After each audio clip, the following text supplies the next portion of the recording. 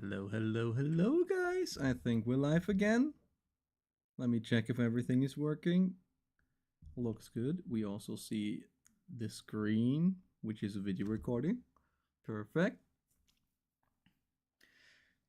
So, yeah, since I didn't get around to do a dev stream, a game development stream thingy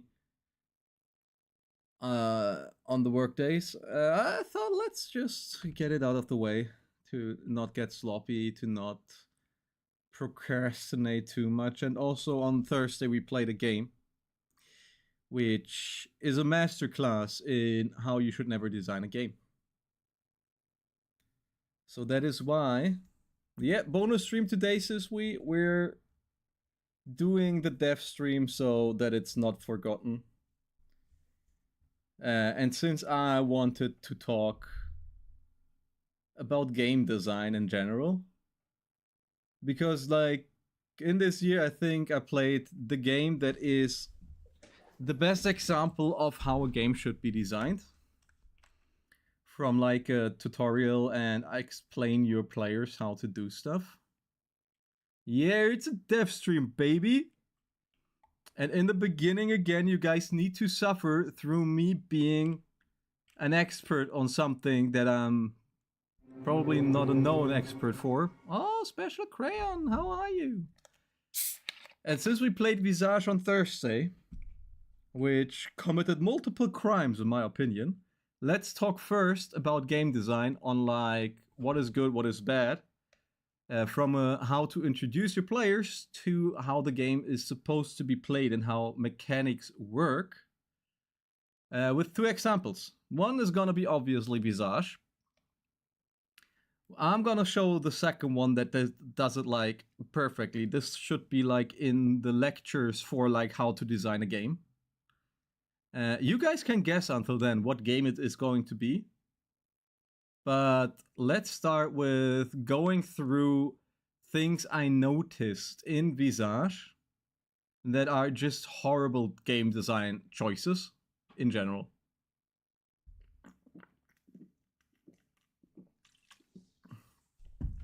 So let's first quickly go over what this kind of game is supposed to do, Visage.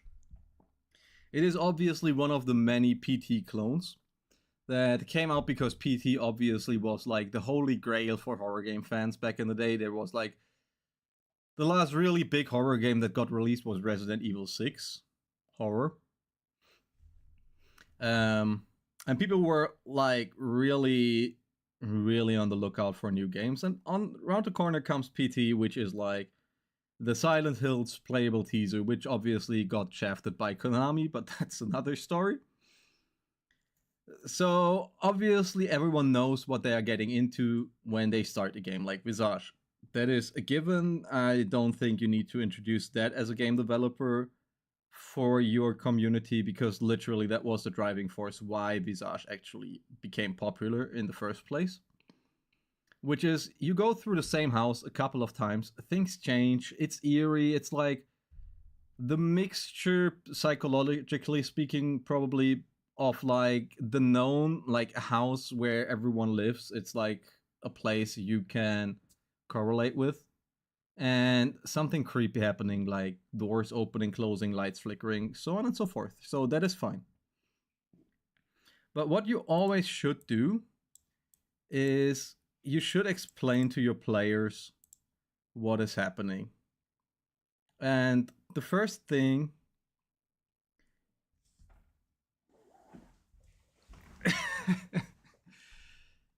yeah, it's gonna be a mix of this is like, yeah, it's a mix about a lot of stuff right now today. We'll go over a lot of things today, and we also jump into Unity. I promise, guys. You will not just watch me yapping about how badly designed this one game is the whole time. But I think this is actually a very good point of starting when we do start the dev stream, because that is like literally one thing we need to work on, is make players understand how to play the game and make it logically able to understand what's happening. So the first thing we had in Visage is literally those pop-up screens that will explain to you gameplay mechanics. What they don't do is explain the actual mechanics, because it works completely different. So basically it says your character's sanity will affect your gameplay. Standing too long in dark will decrease your character's sanity. Amongst varying other elements, your character's sanity is represented by the brain icon in the lower left corner on the screen. If you see the brain clearly, your character's sanity is dangerously low and dangerous events will occur. The red cloud icon appears when you are in a stressful situation, which decreases your character's sanity. So we have an explanation here about like, oh yeah, it's like the health system. Let's say it like that, because like you don't have HP, you literally are one shot by everything. But like the higher your sanity is, the less you see the brain. What they don't explain in like a really understanding manner is like the red color back here. It is literally not tied to stressful situations, whatever that means, which is like far too broadly put. It is actually a counter for how hard you can go on insanity before you suffer 1 point of damage on your sanity. So what it does is, let's skip a little bit in the video, and you will probably not see it because my fat ass is in front of there. Okay, so what happens is you set in the dark, it will be like this red splatter behind the brain will appear. It will be very translucent, not having a lot on the alpha channel, and it will become gradually more saturated. If it's saturated fully, it goes away and the brain appears and it starts going up again. So it's literally more like a timer than anything else. It also is completely not only stressful situations, it is also standing in the dark, and it also is standing under a light from time to time. So it's not really clearly put what happens and what does make this happen to you. So this is like one of the things. One of the many things that are like, they put it in, didn't explain it well, and you literally sit there as a gamer and wonder what actually happens. The same thing goes like, let us skip around a little bit for until the point where the pills are found. Should be around here. We just go through this quickly. We need to go downstairs. Wait, there. Let me turn off the volume. So here also the candle explanations. This one I literally don't have any issue with, except for it is a dumb design choice. So your candle goes out the second you start moving while holding it in your hand, even if it's in your, even if you light it up. Like, you just move a step, it goes out immediately. Like, what kind of fucking candles in reality are there? This is literally one thing in game design that broke the immersion for me insanely hard when I saw like, oh yeah, moving around with a candle will cause it to extinguish. I tested it after the stream, it literally goes out the millisecond you move. Which is like, when you design a game, you want to make players be invested in it as much as possible and dive into the world, not looking left and right, not thinking about like, oh yeah, this is a game, because then literally the whole atmosphere you're trying to create is gone. In that second, it's gone. Happened to me when playing this game. Like, I enjoyed the story, but I think on an atmosphere level and stuff like that, it completely lost me because I couldn't get into the game because of stuff like this. So that is just like a minor example, but like, if you design a game and you are literally routing it and rooting it in real life, it needs to follow basic real life rules. Like, have you ever tried walking with a candle, guys? I promise you, if you don't go into a full sprint, it will not go off because you walk. So that is just one of the things that are like really bad. Also, stuff should be self-explanatory in the game as much as possible. So I was actually really happy when we far later down the line found... Hey Toby, what's up? So later down the line, let's hope I find the spot for it. We found a picture on the wall that showed us we need to take a photo of this guy that is murdering us right in that screenshot. And it showed a picture of us needing to flashlight him. Which obviously wasn't how you were supposed to do it. Let me quickly open up Google, guys. Wasn't how you were supposed to do it. I'll show you if I find it. So, Visage photo blackboard. Let's see if we quickly find it.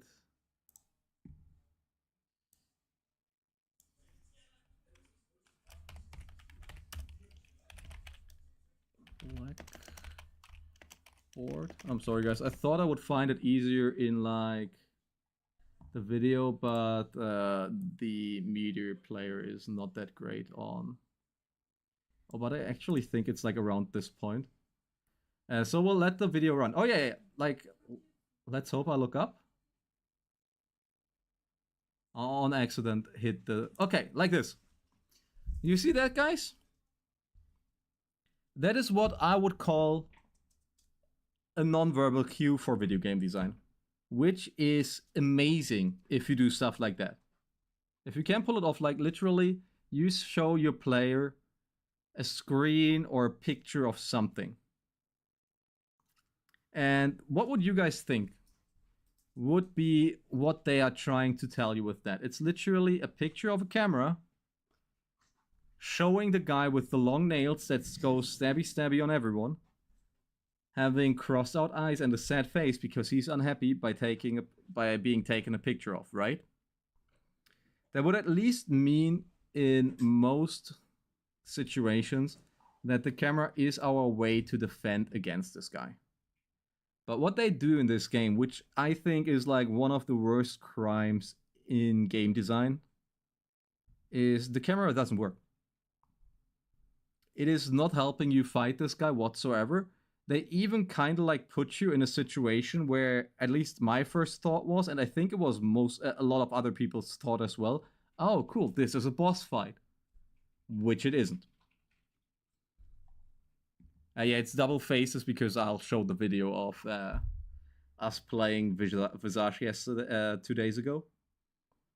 And then we go into what a masterclass in game design would look like after we get out all the bad examples from this game. But yeah, guys, so obviously you would think this is like a defense mechanism against the monster, right? But what happens is actually...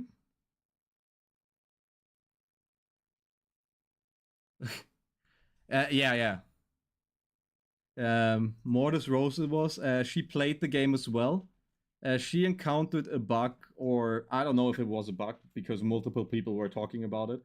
Literally, like, when the sanity thing was explained in the beginning, somewhere around here, it says literally also that it's getting more dangerous and the monsters will start appearing and hunt you if your sanity is low.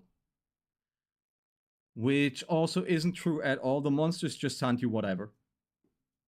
They literally start attacking you, and it's a definitely scripted event that triggers the monster to be able to hunt. So actually, the whole sanity mechanic is pointless. So it's literally a whole mechanic that they build on, that they force the player to play, which doesn't do anything.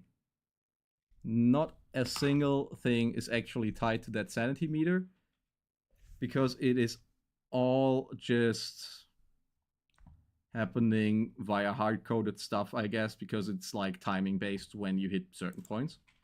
Because after we reach this point here, where we saw the picture, you go in here back, and you start going around. And you even get like hints throughout the whole game to avoid standing in the light, even though you are like the millionth time in the light, in the darkness. And it is literally just gonna show you that. But let's go further until we get the first time where we see the monster appearing.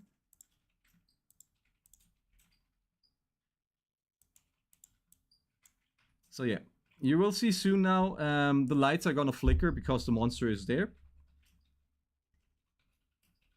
And then we're gonna die instantly, because also what they do and what they did in this game is they made the monsters invisible. You didn't miss that much, Lydia. I mean, it has a good story. I have to give them that. Story-wise, they did an insane job. But what you see here, guys, is we are literally still thinking that taking a photo of the monster is saving us from it, because simply put, that is what it should do. After you saw the visual cue with like, oh yeah, the monster is attacking you, take a photo of it and stuff like that. Yeah, but if you watch now, we take photos like crazy. And in a couple of seconds, we will get stabbed by him. Even though, and we had multiple times, I'm not going to show you the whole video, but there's multiple times where we literally shot the camera flash in the direction of the monster, and it just stabbed us. There was one time where it worked, but there were more than enough times where it didn't work. So what you want to do is actually give your players a clear way of dealing with the problem you present to them, because at the end of the day, a game is just like simply giving your player the tools to solve the problem you created for them to solve. And if you don't explain those tools that you give them enough, they are not going to be able to, in a satisfying way, solve the problems that you created for them. Also, in that specific scene, yeah, like a game is literally nothing else than solving one problem at a time. And really great game design is if you start stacking up problems together, or change like how you arrange the problems together so that the players need to adapt. But if you designed your game well enough, they will understand what they need to do. And not only that, they will be having a moment of improvement for what they did, and are being proud for how they solved the problem, because they figured it out on their own, because you gave them the tools to do that actually. Because if you see like that, we're still thinking, like, I think we took like half an hour on that whole section. Yeah, that is literally how tragedies work, I would say. Like, you see again, the lights are flickering, and I think this is actually the one time where it worked.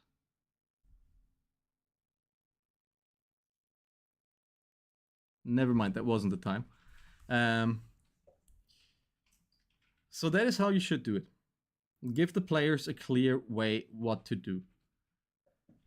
Just to put context for that scene, right before the monster starts attacking us, we found the one headpiece of a mannequin, which was clearly designed in a way that it looked like there is a piece going on top of there.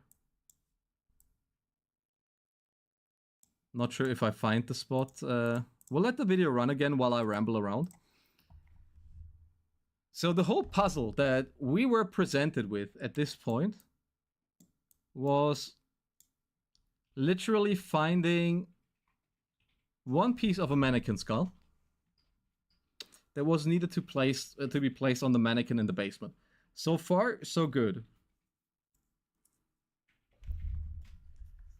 And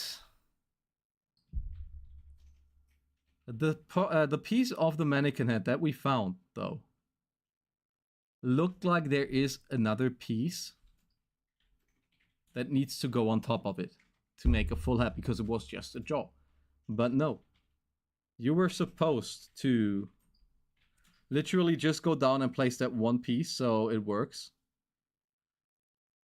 So yeah, that is that is an example of really, really bad game design. And there's later on more points that I will show you guys now. So we'll go quickly further to the front.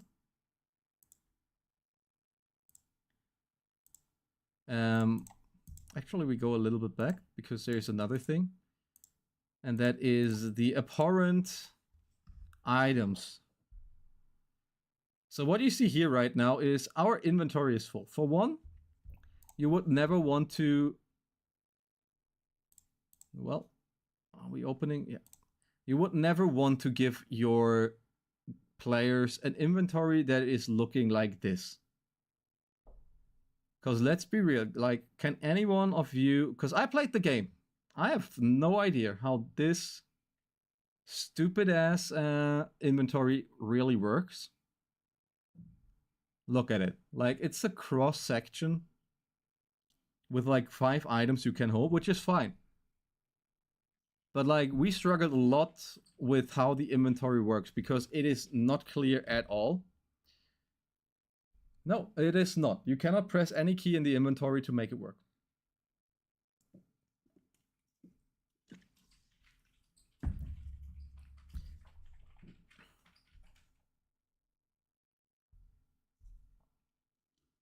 So let me explain to you guys how it works. You have 2 item slots in one of each hand, left and right. You open the inventory up and the one in the middle is going to be in your left hand. You cannot really attack the right hand at all.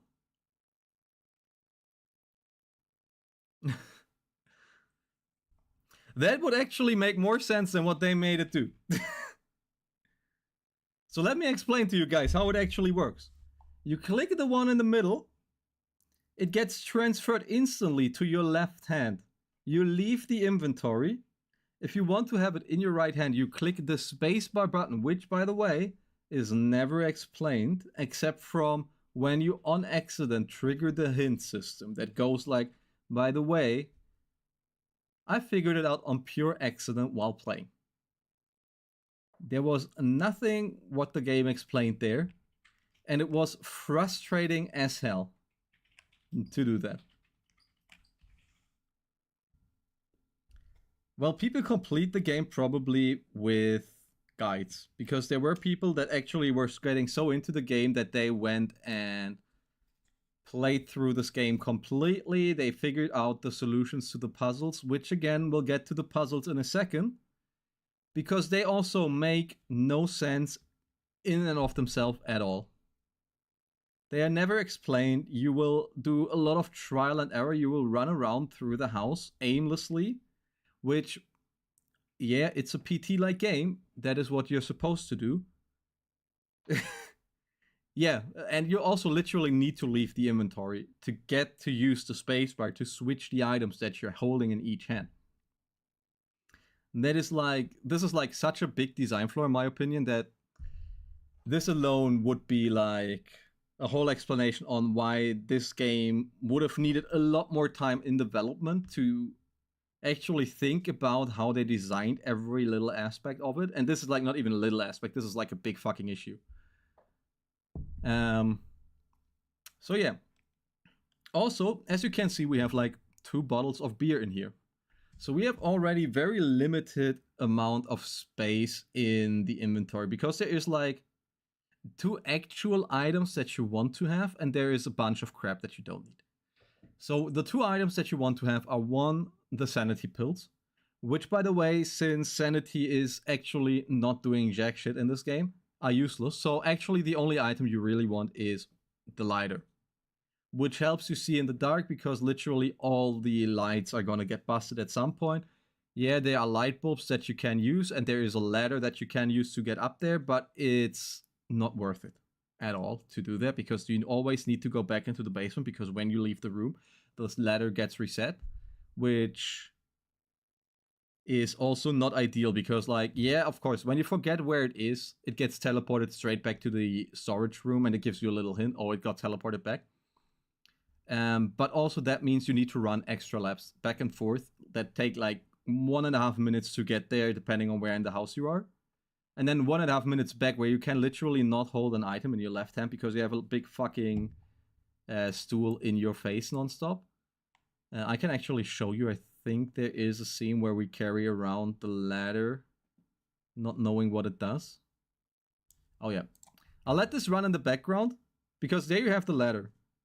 Right? We didn't click on it. We didn't do anything with it. That is another thing.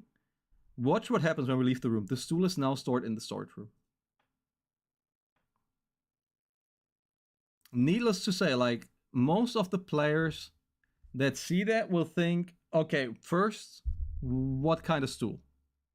Because we didn't look at the stool for real, like, we ignored it. That is fine though, because we were made aware of the existence of the stool. That was one part where I think, okay, this would be good game design. Then we find the storage room. We open the door, we see the stool standing there. What they don't tell you is you don't need the stool. It is literally used to get higher up, which, by the way, it just works 50% of the time, if at all, to get high enough to reach lamps that are on the ceiling. So we literally have 3 items. We count the camera out because it is literally only used for that one chapter in the story. We have 3 items that we can use. 2 of them are useless because one needs like this to be done throughout the whole house.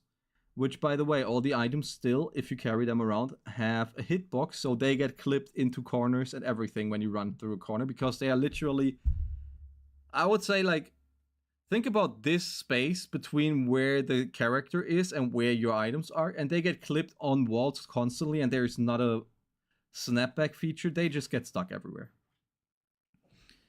So, you see that, we're carrying it around, not knowing what to do with that. The part with, oh, I need to go on it to fix lights just came like after I finished the stream. So we have all that in common, which makes like this game really frustrating to play. And that is the thing you don't want to your players to have. Yes, you also need to turn on, to double click the light switches if the power went off. Because obviously that is how electricity works. If the light switch is on and the power gets turned off and turned on again, obviously the electricity wouldn't flow again. It would just stop until you hit the light switch 2 times. It is also something that they overlooked because, I don't know, maybe they rushed the game, maybe they just didn't give a shit because they knew with the hype it is gonna be like this. And it's gonna sell like crazy. But the point that I wanted to make here to show you guys is it makes for a very frustrating experience for your players, which is also dragging you out of the atmosphere and the immersion that you try to get your players into non-stop. Which, by the way, also deletes all the effort you could put into world building, into designing enemies, into crafting jump scares and stuff like that. Literally, we saw, I think, 4 or 5 jump scares. None of them hit. They were all just, oh yeah, there's someone standing there. For one, but that is a different kind of game design, which I'm not going into detail right now. For one, they were very, very obvious. Like, you have a long stair, obviously there's gonna be a fucking thing standing on top of the stairs because the light were flickering already, it was swinging back and forth.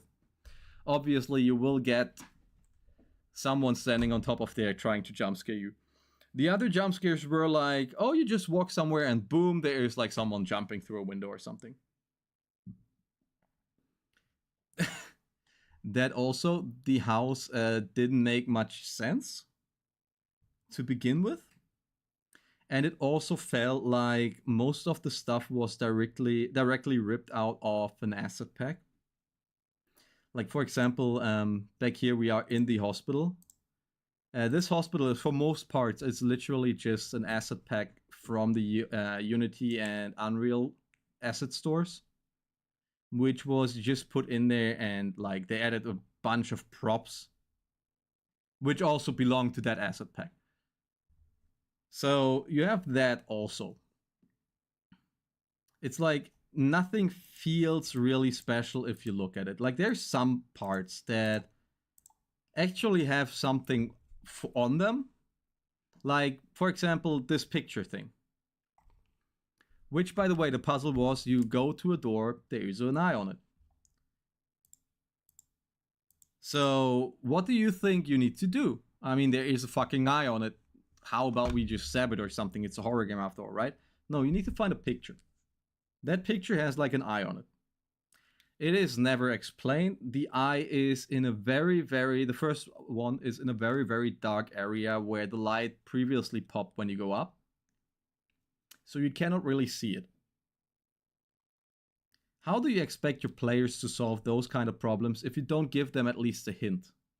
Or show them anything about what to do with it? So to go like at the end for why this is like not really good game design, let's skip to the hospital section and talk about that briefly. So for those of you who don't know or didn't play the game, it is set in different chapters. There's like one chapter for one character that where you relive basically the story for them dying or whatever happened to them. And there is a Rakan story. It was the last one that was added to the game after before it came out and left early access, where you go back to the hospital multiple times. It is also always the same hospital.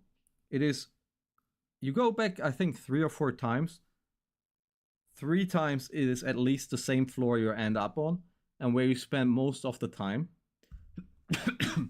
and do basically the same stuff back and forth. So you see, you run around, you open some doors, you get hunted, and you leave somehow. There's one, like, this gets old really fast. When you get back there, like, the 3rd time, I was feeling like, oh man, I hope this chapter isn't that long anymore, because this is, like, just becoming a drag now. We know the monster, it is a guy on crutches going after you, which you cannot do anything about it. You just run away from him. That is all. You have no way of fighting back, you have no way of tricking him somehow or playing him. It's just a guy that has it hard-coded in himself to go to the place where you are, non-stop. Which also makes it frustrating, because in a horror game, you want to give the player time to look around, to watch where everything is, to piece together like small sections of the world to make it a real breathing world. But you cannot do that here, because you're non-stop getting chased by something that will one-shot you, send you back, you will have a long-ass loading time. So yeah, to put it like in a complete package just now and summarize why I think this game is like something for the teaching books on how to not design a game. It is riddled with frustrating things stacked on top of each other, which literally ruin a very good storyline.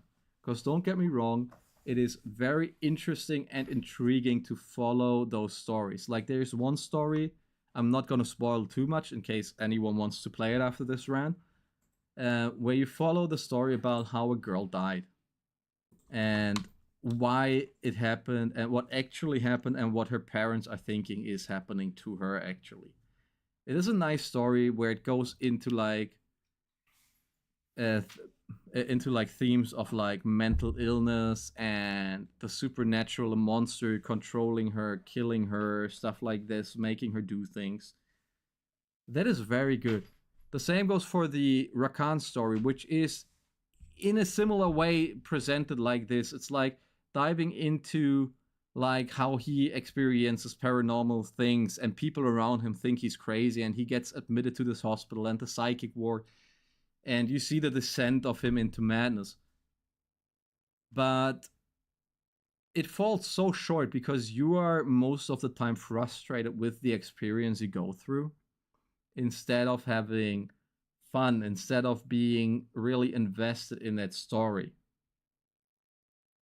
So those are just examples why you shouldn't design a game like this. You should always give your players a clear guideline to see what they can do, what they need to do, and how they need to do it to solve problems, and give them the meanings to figure it out themselves.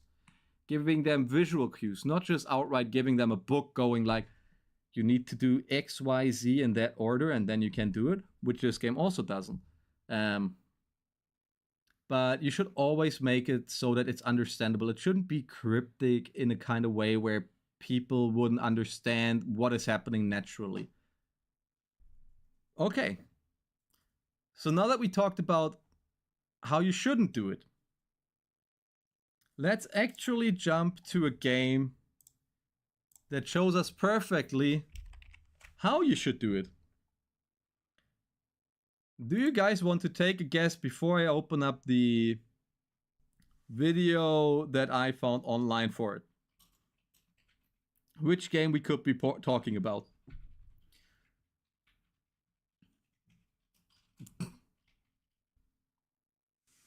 Because I will tell you guys, no one saw this game coming. No one had it on their radar. It came out, it slapped so bad, like it never had to do that hard. It is obviously Clair Obscur.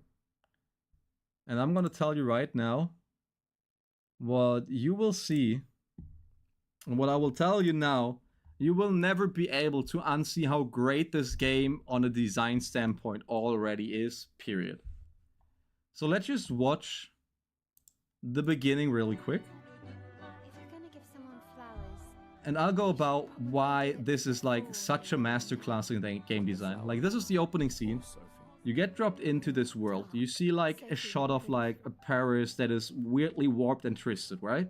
So you already get pulled into how this world became to be like this. And then you get met by those two characters, which are talking about like something you don't understand. There's like, they are talking about a big festival, about something called the Gommage, which you don't know. I'm not even sure if that is a French name or a real word. And they are talking about stuff that throws you that throws a lot of questions in your way. Like, you see this shot right here. A 34 on a pillar. You see like this ring of light. Those two characters we don't know. This is literally intriguing and pulling you in already. R34? Isn't that a different rule? That's what all the other expeditions. So Hey, you know, they are talking, and then we get, you go further, and then this comes.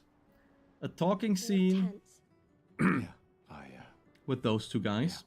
I know what you need. A little And joy. then you get the fighting tutorial. Come on, it'll loosen And the you up. really, Can't go really into great Sophie part all about somber how and tense. Expedition 33 If shows you you how I'll to give you deal with something you can use everything with your Lumina is converter. in how they You're on. feed you bit by bit how the whole experience is gonna be. Like, this is the first fight. You don't know anything about how it works. You see that you get an explanation about there's AP that you need to that you can use for mechanics if you attack. You get AP if you use a skill, you lose AP. And then this happens. The enemy has her turn, and you get the tutorial for, oh, there's dodging in this game. It explains to you, oh yeah, if you dodge at the right time, you get like points back. All fine, all good. And then you get to pull it off immediately, because that is how the thing is timed. Let me turn it down a little bit. And now they're explaining you that there's quick time events in certain skills to make them more powerful. And afterwards they explain you parry. So literally in the first 1.5 minutes, you learn everything you need from a base combat point of view. That is enough to carry you throughout nearly the whole game, with the exception of like 1 or 2 more things that are coming later, which build on top of it. And what they do now is, you have the basics of the fighting system. You go through the game for quite a while. Look at how far we can scroll. And an hour later, after multiple fights, you get another tutorial for a new mechanic, which builds on an existing mechanic, which is the parry. And it also explains to you that it works exactly the same as a normal parry. Before that, you also got the explanation of how Lune, the second character you got there, works. So it always gives you a new piece of the puzzle, how to fight literally every enemy in the game. Every time you get a new character to your party, which also has a unique playstyle that is getting explained to you before you get to play with it. And you always get to play with the new character immediately when you get him to learn the new mechanics. This is awesome. This gives the players the agency to learn the fights, to see what they should do in a really clear manner, because you always are prompted to use the new tutorial exactly when you need to press the button, so you already know. On top of that, obviously, there is like insane sound cues and insane animation cues when you should press the buttons, so it never feels unfair. If you fuck up a parry, it is like, except for like I think 1 or 2 enemies that I could think of, it is every time super fair, and it is always your fault for fucking up. So let's just run this further. Now you see the explanation of how she works. Literally how she works is she gets stains, which are like elemental power whenever she uses a skill. Now on top of that, we learn about status effects. So you see, it drip feeds you every time there is something new. It drip feeds you and explains to you what is happening and what is new.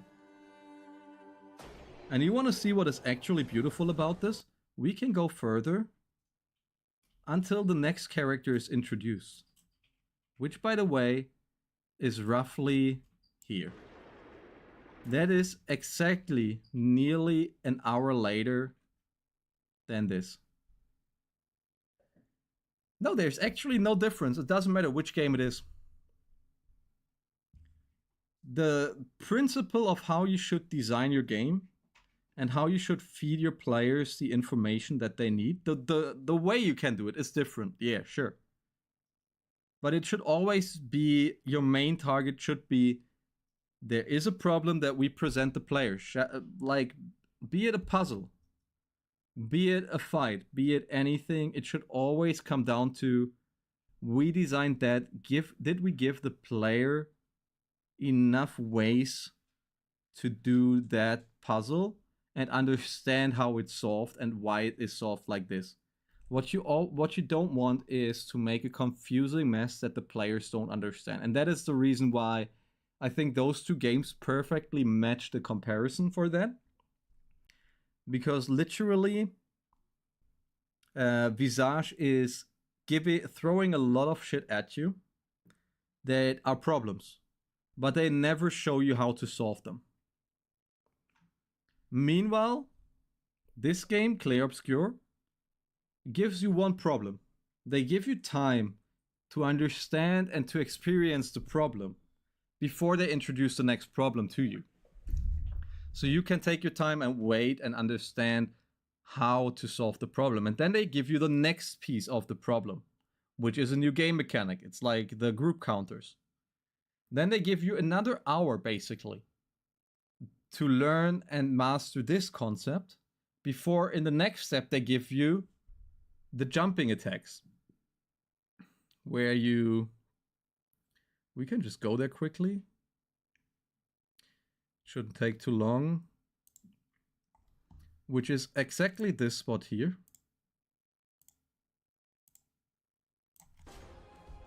Where you will see jumps. Which is just, he will have a clear or visual cue that you need to jump. And then you can counter him. And the way it's structured, it's like, it's always roughly 1 hour if you go directly from point A to point B, to learn that mechanic, to have a lot of fights in there, and to master that. And then you get the next piece of how to do the puzzle. But also, we will jump into a game real quick, because I want to show you guys another piece, another game, so we can just talk about horror games.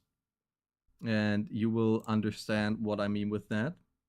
We will start a horror game that kickstarted a lot of guys on TikTok, Twitch, YouTube, and the likes. I'm pretty sure it was also later after it came out. Which is Amnesia: The Dark Descent. So let's just jump in there. Let me quickly start it.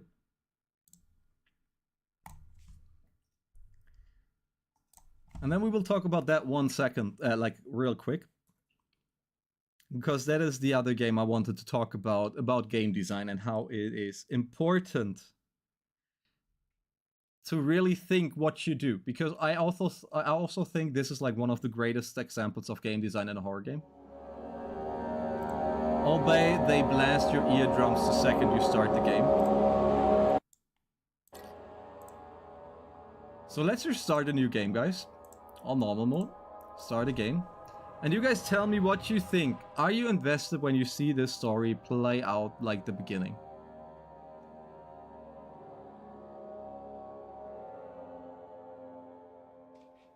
Don't forget, some things mustn't be forgotten. The shadow hunting me. I must hurry. My name is Daniel. I live in London at Mayfair. What have I done? This is crazy.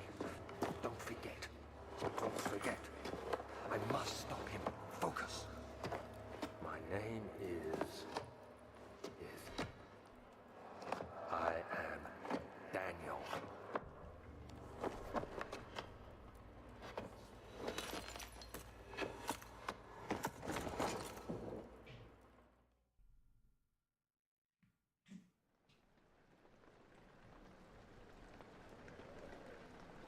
Okay, guys, you saw literally the first 50 seconds of the game. Let's be honest, are you invested? Did it throw questions at you that you kind of want answers for?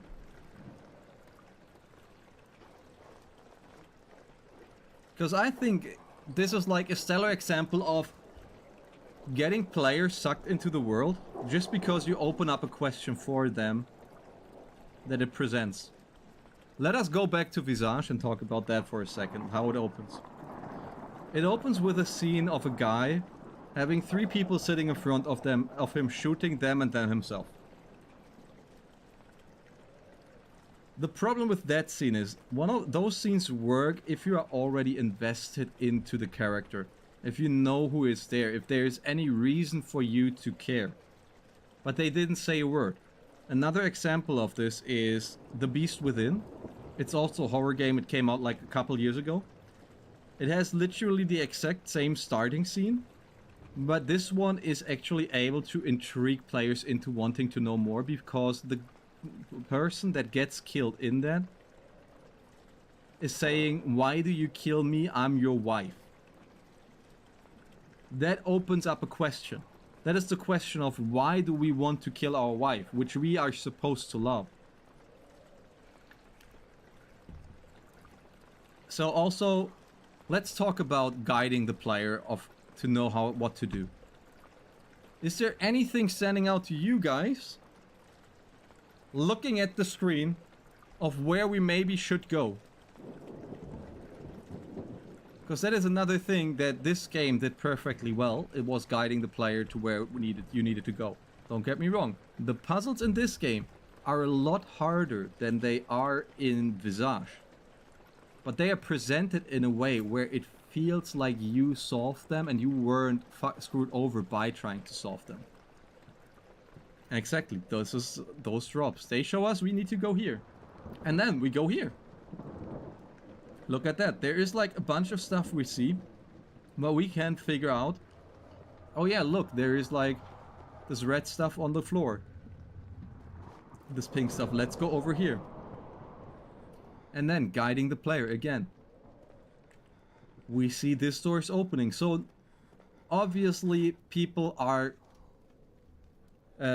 creatures that want to know new stuff, right? We are explorative. We want to see stuff. So obviously you go into this room and you find like this this glowing thing, which you click on. It's a tinderbox, and you get the hint explaining you what the tinderboxes I need to use for. This is great. They guided us to a new piece of item that we need to complete the game. completely by making us intrigued by how it's done.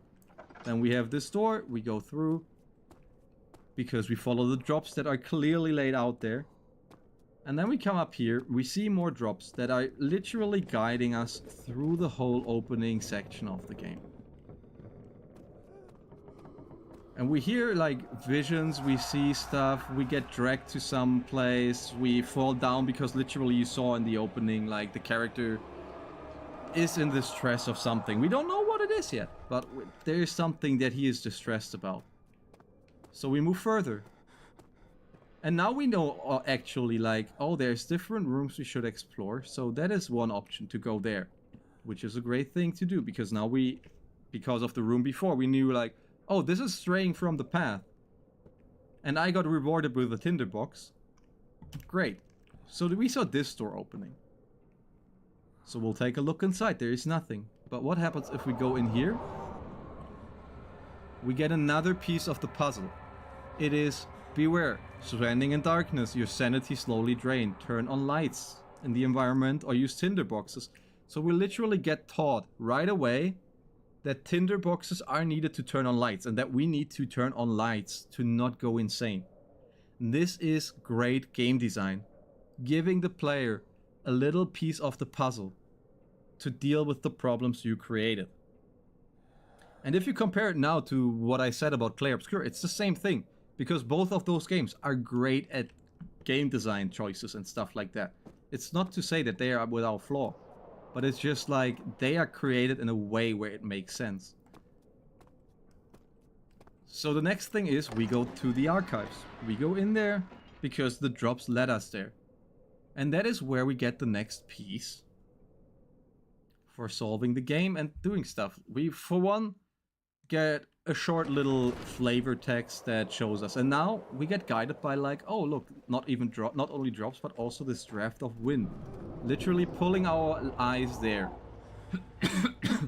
And then we get the next piece of the puzzle. Why is our sanity dropping? Oh, because we saw something unsettling, something bad. And we go in here because the door opened and it shows us that not always there is something in every room. But this is showing us unsettling scenes, so we know what we need to look out for to not lose all of our sanity immediately. And also when we go back, the whole room is now darker because all the lights were blown out. And this is another really good thing. You go into this room, you don't see anything in particular at the moment, right? You go up and you see this thing falling over. This is like your most important item. The lantern, which gives you light. So now you have a plethora of things stacked on top of each other in a really short amount of time, which all makes sense, which all gives you the purpose of the game on how to deal with problems you can see. So for one, we started out, we saw, oh, there's tinderboxes, so we can turn on lights. The next thing was, standing in the darkness is reducing our sanity. We need to go to the light. But we don't have any item or anything to make light ourselves, except for like those limited tinderboxes. Then we go and see, oh, not only the darkness is draining your sanity, also unsettling things like bugs, like monsters, like doors opening by themselves.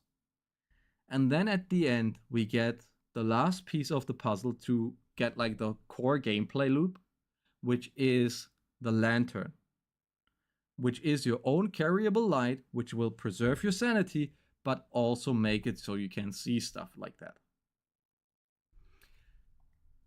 So, after we rambled about now for an hour about game design, I think this is just like a really good way of explaining how you should go forward and rethink the decisions you made about the game that you are creating to make it more appealing to players. To round this off now, let's talk about the perceptive value of a game if it doesn't offer that great of a game design. So in the case of Visage, we're talking about a game that still to this day, even though it came out like a couple years ago, costs $30.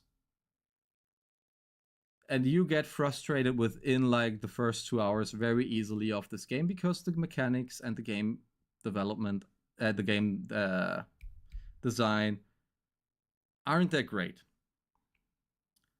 So you will think about spending $30 on this game. Yeah, well, then you have Clear Obscure, a game that clearly shows you what to do, pulls you in right from the start. $40. Then you have Amnesia. You just saw, like, it is intriguing, at least curiosity, right? It was not even $20 if I remember correctly when it came out. So also, like, how much you are willing to deal with stuff is also depending on the price point you set for your game, which is a different story, but it also, I think, really plays a big role in how you should design your game. You cannot think people will pay $30 and be happy if your game is badly designed. If the game was like $5, I would probably go like, oh yeah, Visage was a good game, bit frustrating, but well, I paid $5. What did I expect? For $30, you would think like there needs to be something more, especially if you can go like $10 higher, $10 lower, and have literally games that are mastering the art of designing a game to be intriguing, to make sense, to be in and of themselves coherent enough to make it so that you're not getting frustrated. Don't get me wrong. When I played Amnesia first time, I got frustrated because some puzzles are really hard. But once you figure them out, they make sense. What doesn't make sense is, for example, finding a piece of a mannequin head that clearly has a hole in the top to have another piece attached to be the only piece you need. And so I hope everyone keeps that in mind.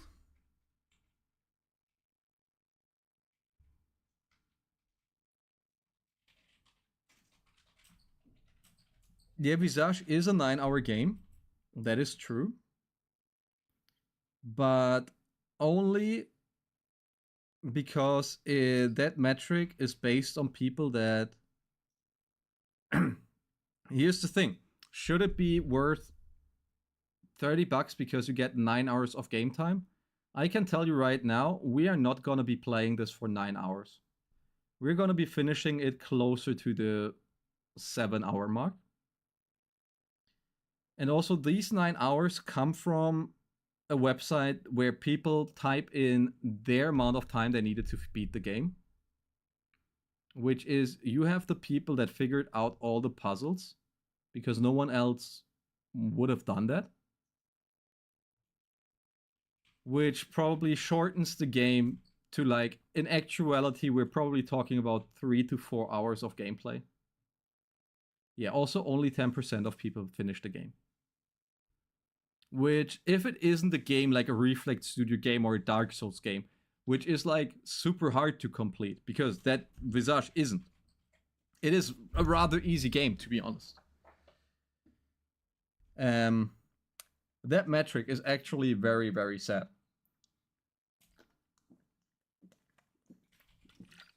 Because just to put that into perspective, Silent Hill 2, which is a far harder and far longer game, has a higher completion rate. It depends very hard from game to game, but like, I would say a solid 20% is what a lot of games actually have.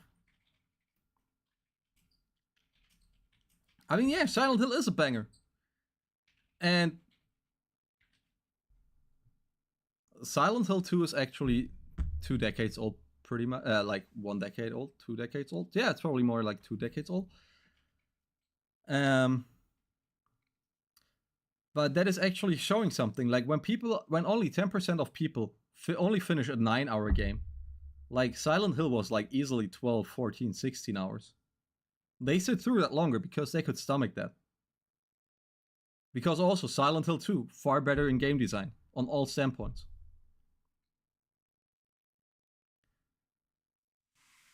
But yeah, let's finish this up so we can go into Unity.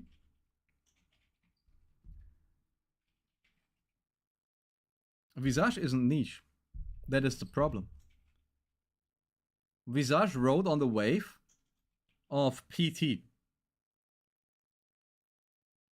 which definitely didn't make it as a niche product, except if you say all horror games are niche products, which I think would have probably helped in like a couple years ago.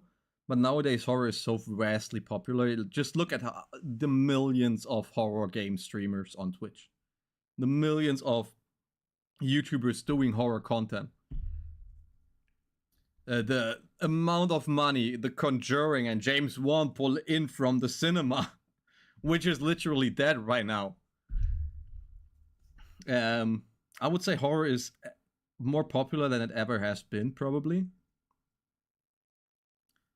And yeah, it was a new studio, but that doesn't change the fact that if I create a game or you create a game, it doesn't matter for the consumer if it's your first game. If you want $30 for a like an experience that just frustrates the person, because just to put it into perspective, Amnesia, the first game from that studio as well, came out of nowhere. Was a €20 game. Boom. The next example, Expedition 33. New studio, yes. Made by 3 ex-Ubisoft guys. But to be fair, that should have made it harder for them to actually be good than anything else. Came out of nowhere. Boom. Perfect game. That is the thing. Just because they are new game devs isn't really an excuse for delivering something that isn't working out because they choose to design it poorly, or they thought like, oh, we need to make it so smart because we're so smart. But yeah, let's round this up, guys. What we learned in this whole ramble and bashing of one game and glorifying 2 others is, if you design a game, think about the problem you present the player and make it digestible in any way, shape, or form. How you think it would work. And more importantly, because that is something that Visage didn't probably really do that much, is let other people play test it. Because you will create the game, you will know what you wanted to do with that. You will know how to go through each step, and you will think, oh my god, this is great game design. And you give it to one person, and he will go like the first thing that comes to his mind, and he will break everything because you didn't think about that, which is normal. I've done that, I've been there. That is completely normal. It's not only going for game design, it also goes for software development and everything where you do make a program or anything. Because only because you think it's like that, not everyone else will think that way. So let's keep that in mind when we are gonna work further on our game just now. That we need to have in mind that the enemies that we build, the problems that we create, needs to be solvable by just the things that we give them in-game. And that they need to be understandable for the people doing them. And not in a frustrating way or manner. So yeah, let's just quit out of Amnesia, even though it's a great game and I wouldn't mind playing that longer.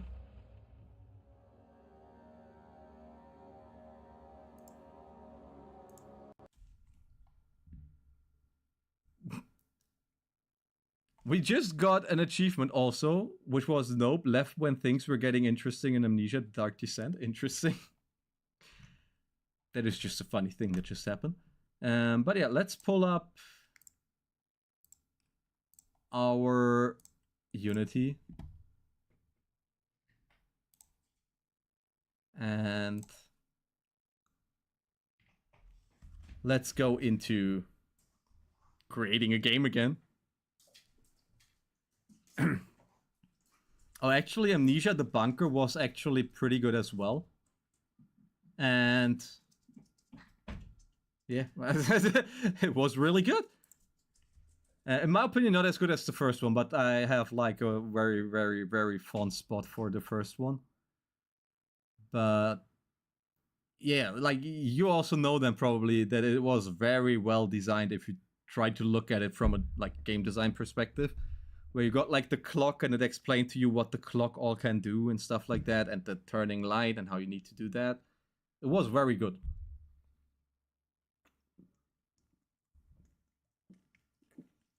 Also, guys, sorry if I need to drink a lot today.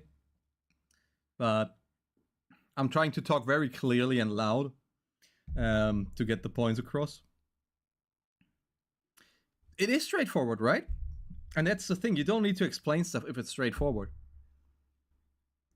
Which is good game design, but if you don't do that, it's not good game design.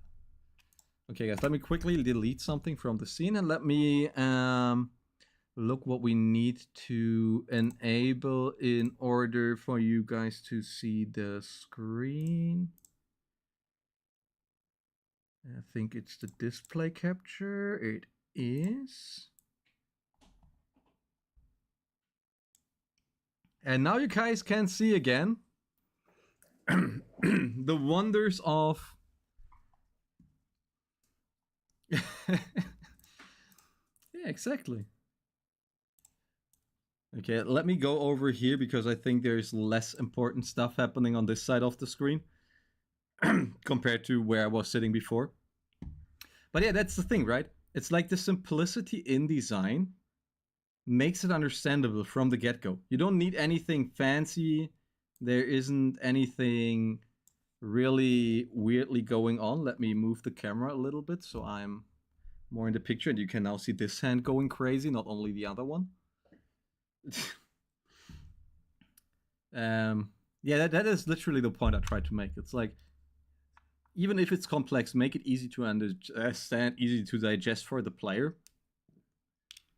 And give it to them not all on the same spot, but like even if it's bang, bang, bang, back to back, like Amnesia did, make it so that players can digest what is actually happening. Okay, so let's go back into the whole game development thing. I will quickly gonna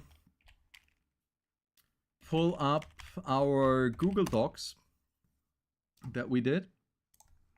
You just need to give me a second on that one. Because I need to switch to the correct one.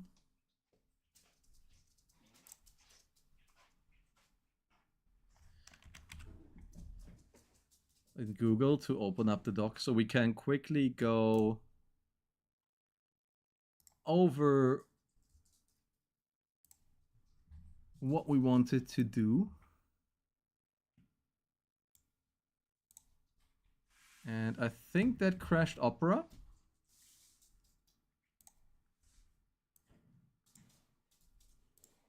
Okay. Nope, that literally crashed Opera. Give me a second, guys. Don't know why that crashed Opera that hard, but that wasn't important.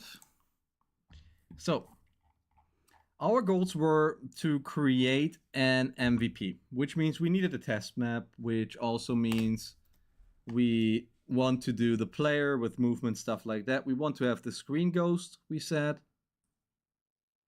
Oh yeah, like the game, the whole Opera thing just died it. We need the game states, the different ones. We wanted a couple of sound effects. We want the camera system to be working.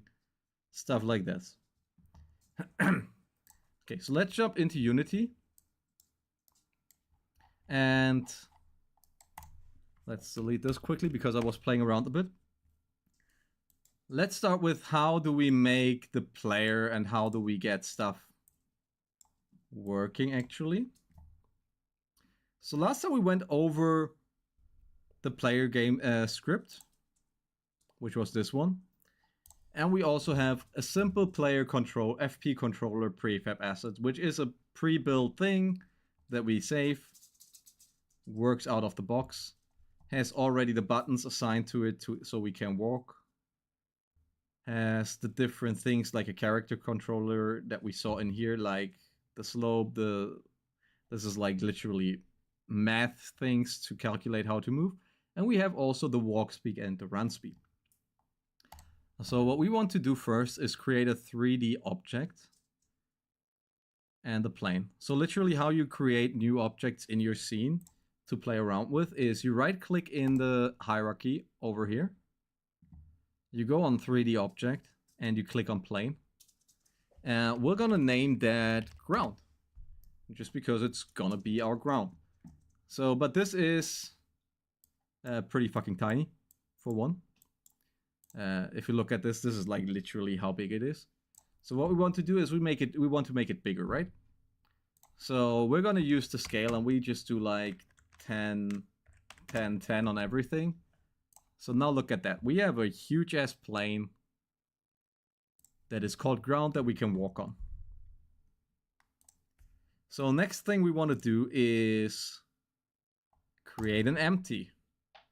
An empty is literally, imagine it like a folder that you can put in your scripts, some objects, some anything. Like it's literally just an empty container for you to put stuff in.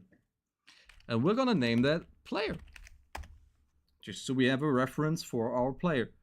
And what we want to do now is, you see over here in the inspector, all the things that are on our player. What we want to do is we take that component over here and drag it onto the player, which now gives us all this on that. We will also tag the player as player. Tagging is something that comes into play later when we are talking about stuff like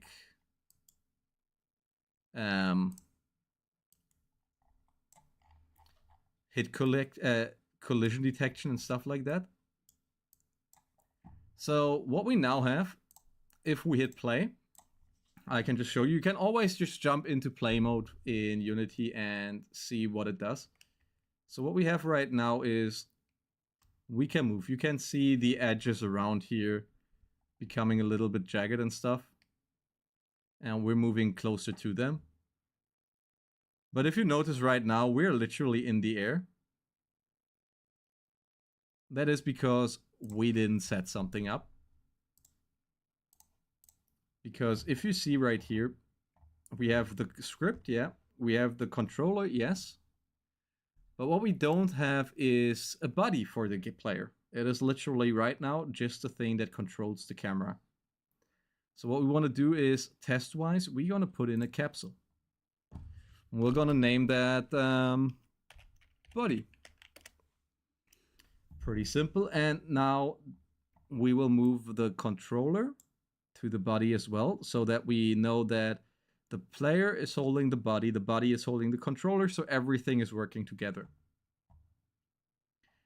And what we want to do is, you can see here, it has a capsule collider, which is literally a collider that is those green outlines which go around the model that we have used, which is just a capsule right now. And if you look at it here, you see there's like is trigger, provides contact, stuff like that. So what happens now if we click play is literally nothing changes. Because right now you can see, oh, okay, we're moving, but also the body is moving with us, which is having a simple fix. We will pull the FP controller back up and put that in here. What will happen now is the body also moves with the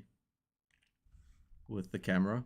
So you can see here the shadow stays at the same spot because we are moving with the shadow. But that still doesn't solve our problem, right? That we are floating in the air. And there is a component for that as well. I mean, just try it, man. I'm pretty sure you would be great at this. Like, it may look like magic or like a lot, but it is more like learning a couple basic things and then pulling the rest out of your ass. That is how I learned programming. So what we actually now need as well is not only the collider, it's called in Unity a rigid body.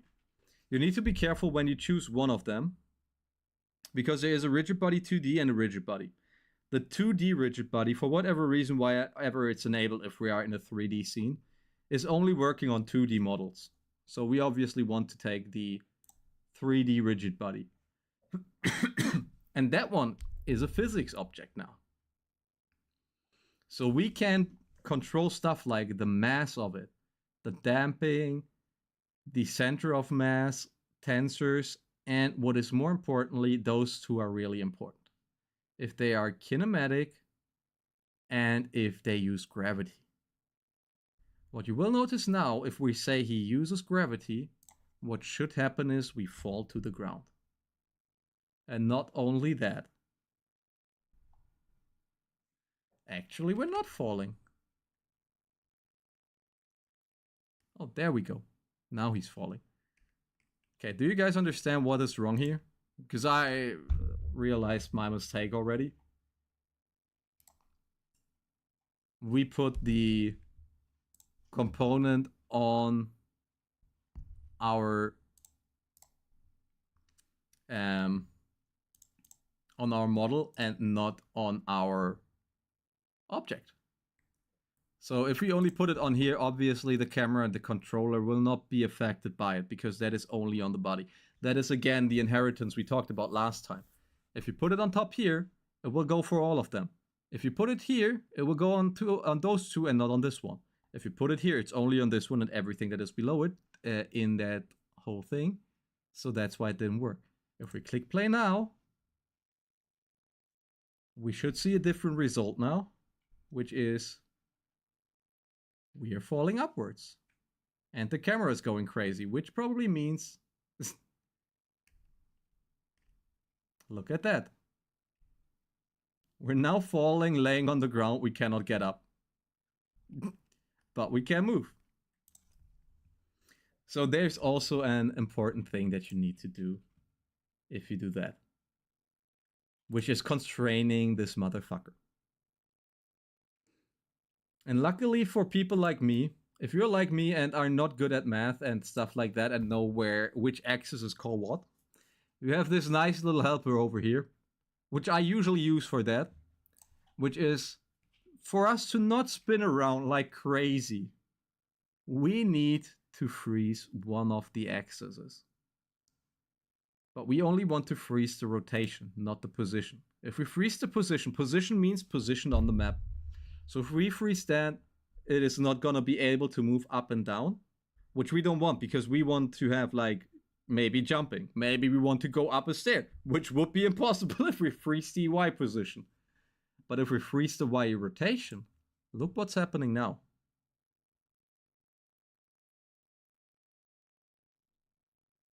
We fall upwards again.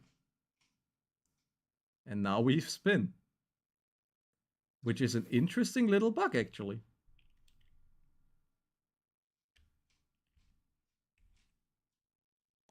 That is really interesting, guys. Let's actually try... it's actually funny that we hit like something like this already in the beginning. So let's place the character on the ground. Let's see what happens now. Oh, look, we're actually able to walk, but look at that. We're falling to the side.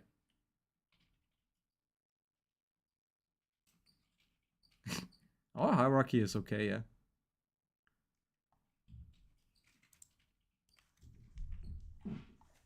It is like something really funny. We will just lock those rotations as well.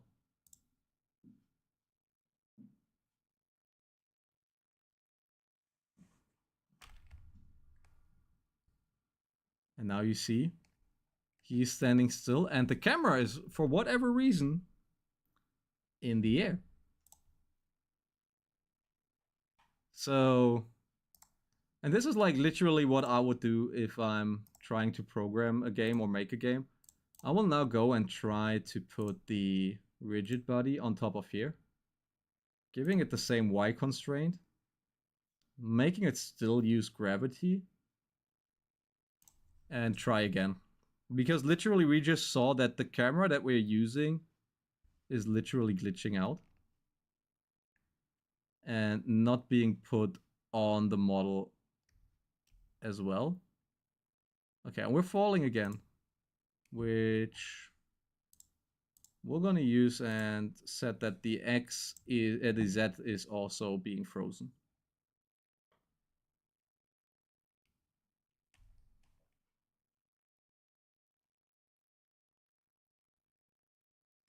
And that looks to work. Kinda. But also we see that our capsule is now flying.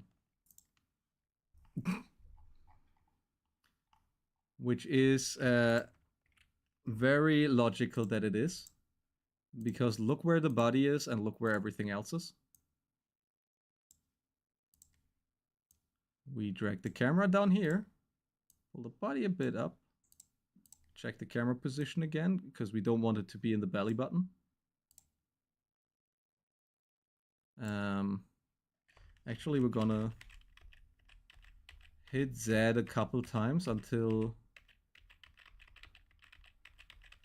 You also don't need to be afraid of hitting like...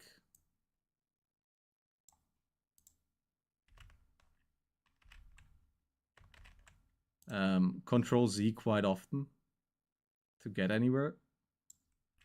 Okay, now we have it like this. Now we have the rigid body on the player. We have the Y-axis frozen. Let's just try it again. See what it's going on, if it's working now, if we fix the problem. And look, we're falling now. So what we're actually gonna try is...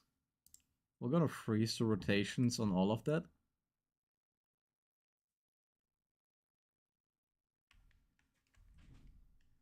And look at that, guys. Happy little accidents. It works now. We have a moving player already.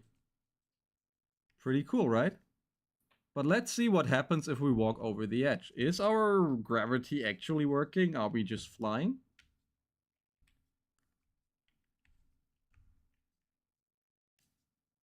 We're still just flying. This is a bug. I don't know what happens there. Actually, while we get thrown into the air, that could be a lot of things. But it was foreseeable that we get thrown into the air after what we saw in the beginning. How we could circumvent this is giving it a negative mass. Which probably doesn't work. But yeah, now we at least have the player movement. We can move around. We can look. That is something that we can keep in mind with the bug. Because we don't want the player to be able to jump and we don't want them to leave the map, right? So that is something we can postpone for now. If it becomes important later on, we will do something about it. But until now, we'll just be live with that being like it is. But now let's go into some script. Because that is what we also need to do in order to make the game running and stuff being doable. Remember, scripts is where the functions of the game live. So we have our player script. And what we need to do is think about what does the player actually need to be or to have in terms of states, in terms of things. So we already know that we want to have him use screens, right? So we will make a bool, which is called, why is it not typing? Oh, just lagging. Is at PC equals false. This will determine, and we will use that one in order to see if the player is sitting down at the PC to look through the cams and to see if there is a TV ghost.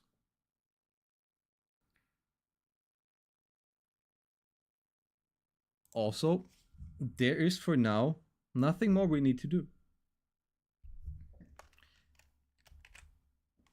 Because that is literally the only check we will need for the moment. So what we want to do now is right now the game doesn't know that the player script is belonging to the player, right? So what we need to do now is we need to wait for the scripts to compile. And then he will tell us, oh yeah, it is there, but it's never used. Why are you doing stuff like that? If you don't want to see like warnings because they're mostly useless, you can just turn them off here and then they will disappear next time we reload. We will add the player script to the player. And like you see now, you only see that there is a script here. But if we check this one, we see the script here and have a bunch of other stuff. Remember when we explained last time that there is a difference between different kinds of methods and fields, which is public and private. Public we can change from the outside, private we cannot. That's why we can also, if you want to see that, if we hit play, we can actually change values in the game directly. So look at our movement speed right now. It's pretty slow, right? We can go in here and go like walk speed is 1000. Look at how he goes now. Did you see that? Because that was really fucking fast, right?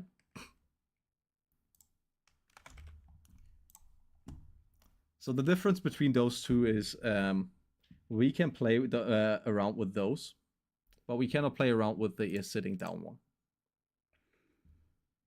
So next up, we actually want to create a new script, which is going to be our base script for all the enemies. And we just call that enemy base, because it is the base script that we have for enemies. And then we want to wait for the reload, and then we want to open our script editor. Which in that case, by the way, guys, shout out to Cursor. It's a AI-powered IDE code editor, which is really well. Which also had a bunch of controversy last week because it apparently can execute malicious code if you download code and run it on your PC that is malicious. As far as I know, every IDE does that. Made for a good headline in a German PC magazine. So what we want those to have, and we can make those public because so we can play around with them, is an enemy name. Because we want to be able to control and to find the enemies based on names. That makes it a lot easier later down the line.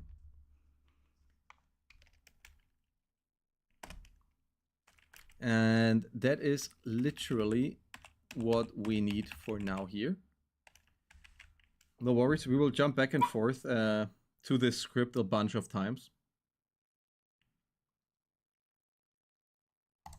And now we will just go and create a new map, a new script, which is gonna be for the TV Ghost, which I don't have a better name for than we just name it TV Ghost. And now we wait again until the whole assets are gonna be reloaded, and it's gonna check up if our script is having any errors or if we can import it really well. So we'll go in here. And what we do is we delete that mono behavior thing, and we're gonna give it the enemy base script as the inheritance. Remember, this now has like all the things we said the enemy base also have, which isn't much, but there will be more later down the line. And when it starts, which is like when the first coward is here, it's called before the first execution of update after the mono behavior is created. It's literally when the game object starts to exist, it's gonna be putting up this. So it's gonna go like the name is that, but actually we don't want that to be happening only when it starts. We want it to be right here. Also, that, by the way, is the name of the new short we created. We want to go like enemy name equals fake Sadako. Just because I think that was a 10 out of 10 Lydia. So we're gonna do that. And let's think for a moment, guys. What do we also need for an enemy? Like, how does it appear? We need a spawn point. So we're gonna go in here and we're gonna say it has a public game object, which we call spawn point. We'll save that, and now the TV Ghost will also have the public field for spawn point, which we can check by just going in here. And now it's gonna tell me that I did something wrong.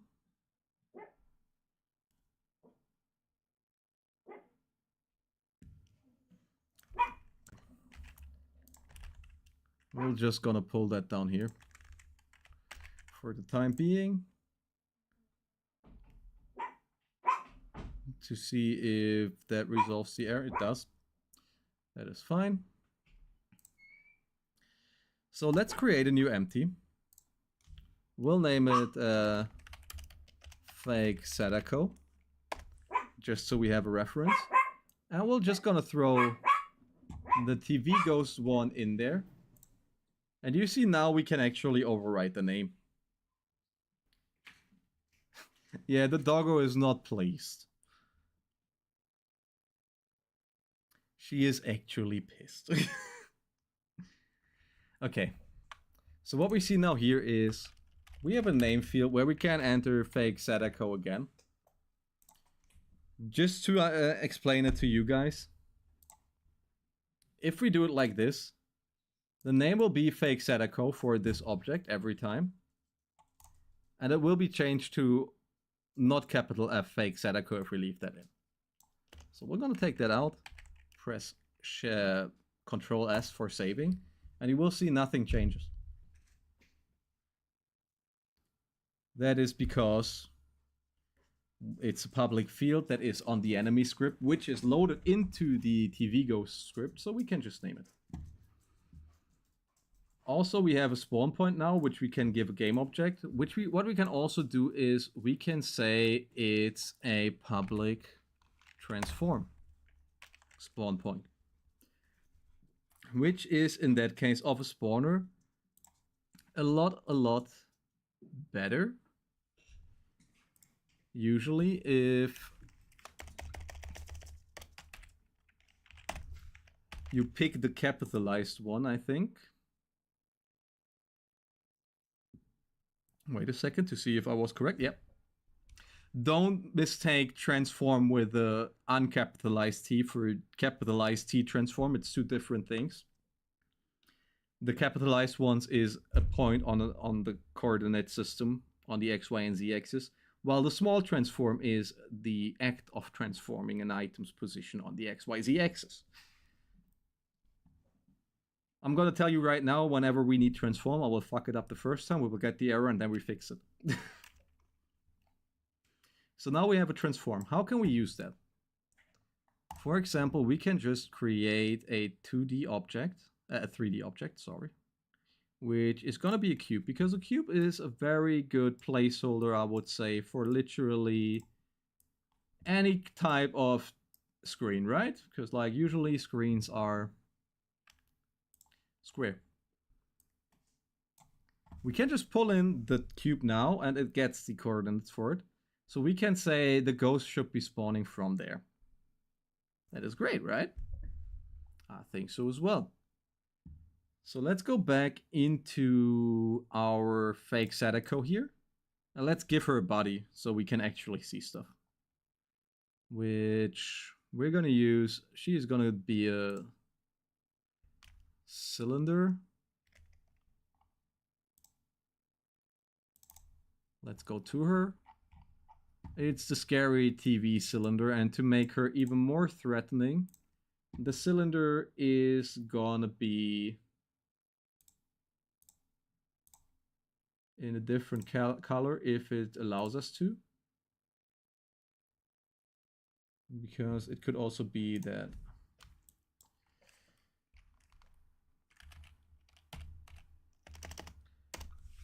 Okay, that is a new thing with the new Unity, where I still don't understand how to change colors, because always my materials are unlit for like pre-made things. But that is fine, we'll just leave it at that.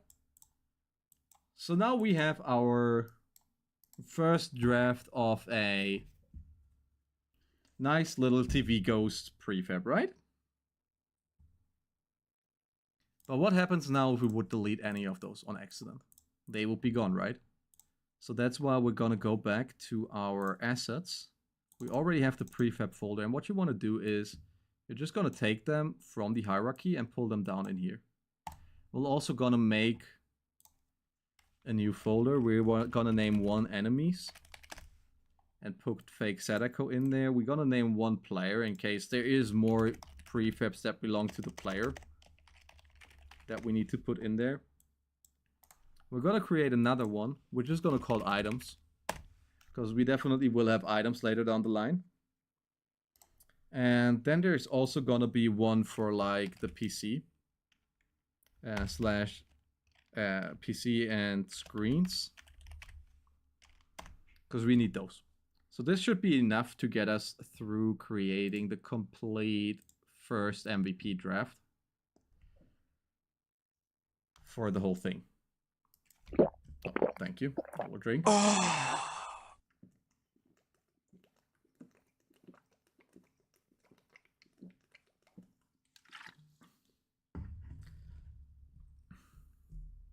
Oh, damn! That is cool that it has double XP now. It helps me get my last level 3 unlocks. Okay, so...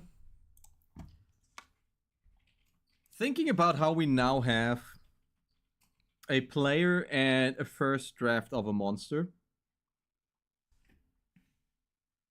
Oh yeah, I want to play Faz on Monday. So Ark, if you're up for it, we can gladly do a stream together there. I will be thrilled if you have time and want to. So guys, now we have two things already done. We have a first draft for our player. We have a first very, very basic draft for our enemy. There is one really important component missing that you usually use in Unity to create and to manage the game, which is going to be a script that we call the Game Manager. This is going to be the place where we throw in every little fucking piece of shit that we can imagine that is not going to be tied to either the player or the enemies, just to make it work. This is like the centerpiece of every game. We use it to store values. We are going to use it to save stuff. We're going to use it for so many things. And the first thing we are going to give to it is already being presented by the IntelliSense for us. It's going to be a public list of enemies. But since we have different types of enemies, like the TV ghost, later on a poltergeist, the small boy ghost and stuff like that, we wouldn't be able to fit them all in. Well, do that. And if you have something to do, we find another way. Nice. That is perfect. Oh, by the way, guys, I realized something right now. I want to repay a favor really quick to someone. You should be more like Arky, bro. Arky gets 50, you know what he does? So he can also have fun enjoying the stream without watching. So he can also have fun enjoying. Oh, actually I made a mistake there.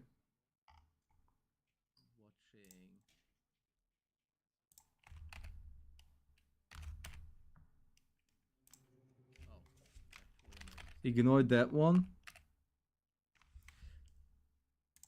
I wanted to do that. I'm just not smart enough to do that. Ignore that one. Oh, sorry guys, if you can hear it twice.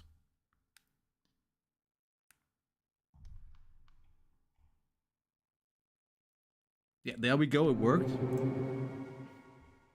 Repaying the favor. Since you sub me, I sub you.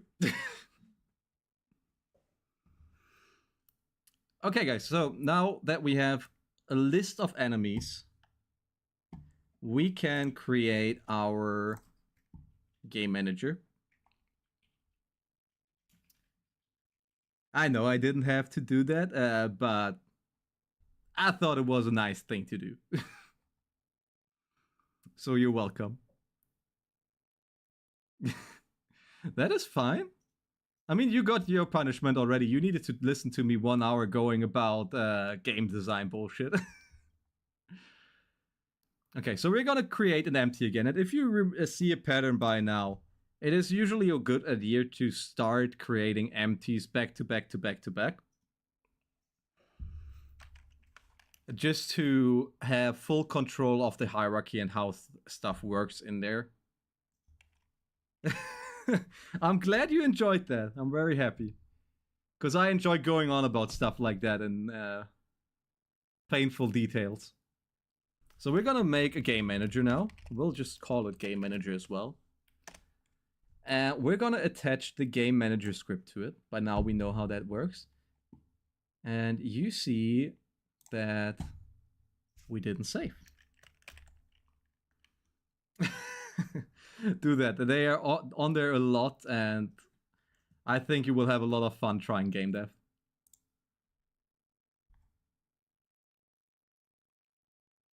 Okay, what is going on now? The list is not supported. Okay, that is interesting. He says that list is not supported, even though list is literally a baseline C# thing. Public.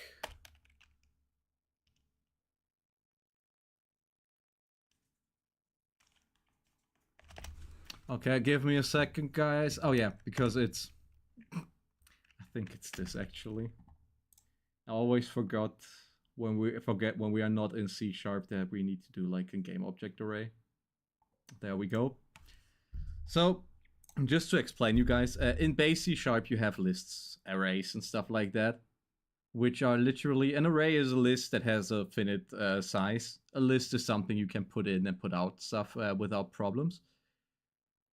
And this one here, those brackets, are showing us an array.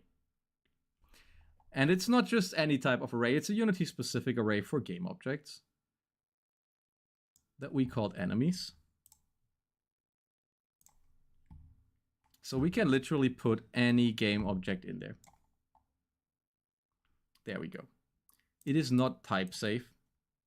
We can also put, for example, if we make a new one, the player in there. Which, let's be honest, is prone for errors and mistakes, and that is not what we want actually to be happening. So, give me a second. Because apparently there was a change in Unity 6. But I'm going to show you actually how you would go around and do stuff when you don't know how to do it in development. Which is, you would go to Google and you would go like lists in Unity 6 of a specific type. So now we see that there is a bunch of articles, which doesn't help us really much. How to use lists in Unity. And then we have lists and dictionaries. And this brings us to something that is very important for programming. It is reading a fucking documentation. And there we see that we have a problem. Because if you check our script out, up here, like I explained last time, those are the using statements. Those are imports from other libraries. And what they changed before they would do that, now they don't, is we still want a public list base enemies. But for whatever reason, it doesn't show us that it's an error. Because right now, this actually should show us an error. Because what we need is that thing here, which is the system collections generic, which allows us to use all the generic types that C# has, like lists, arrays, stuff like that. And we're gonna put it up here. We're gonna save. And now it's gonna load again. And it shouldn't show us an error now. And like you see now, it saves the list because it has the same name. But gives us a type mismatch now for the player, because the player is not an enemy. It is not derived from it, so we cannot use that there. So now that we have a lot of things here, I show you another thing that you do if you don't know how to program, or if you just like have a basic understanding or don't know how to really do something specific, which is, again, by the way, you guys will see a pattern really soon now. You go to Google again.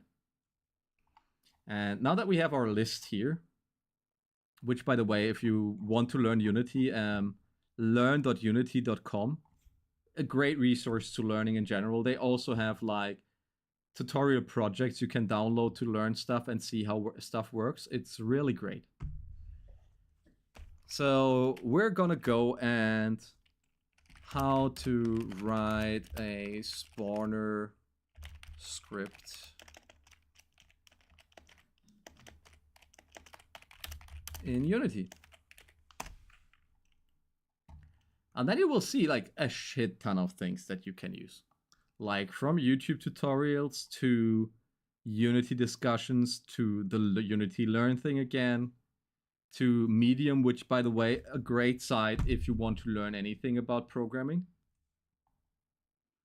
And you guys always need to think about that, which is very important.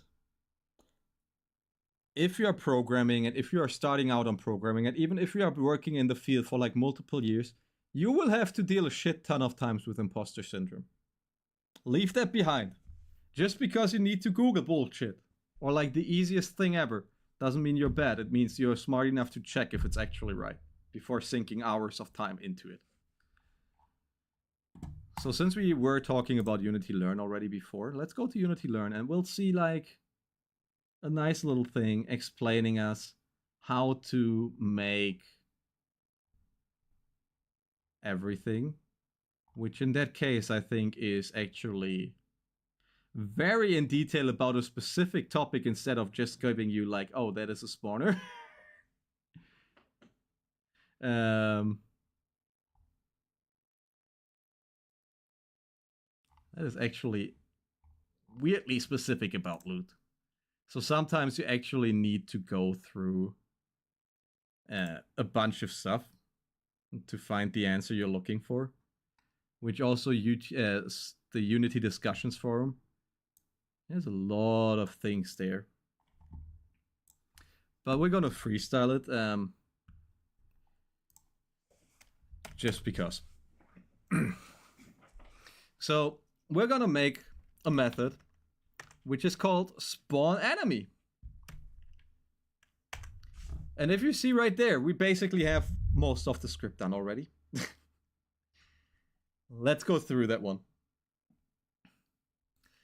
We have a public void spawn enemy, which is an enemy which will give a base enemy to work with. And we're going to call the instantiate method, which is a method from the Unity directly, which, like the word says, instantiates an object that we gave it. In that case, it's going to be... by the way, that is not a cursor thing. That would also be generated by stuff like Visual Studio Code and all that things. Because they are... Literally, there isn't an AI-powered code editor anymore out there. Really much. Since Copilot is also baseline now in Visual Studio Code. So pick your poison there. It's all AI slop having thrown in there. Which is a great help if you know what you're doing. It's very inconsistent from time to time if you don't know what you're doing. But let's go over this. Instantiate is literally a class from Unity, which takes 3 things. What we should actually also do is every time, what I like to do when I get code created by like stuff like cursor and everything, is I'm gonna really quickly see if it throws any errors and if I need to bug fix it, because that is throwing an error quite a lot. And also, while we're at it, let me quickly change a preference. By the way, preferences are like in any other program, your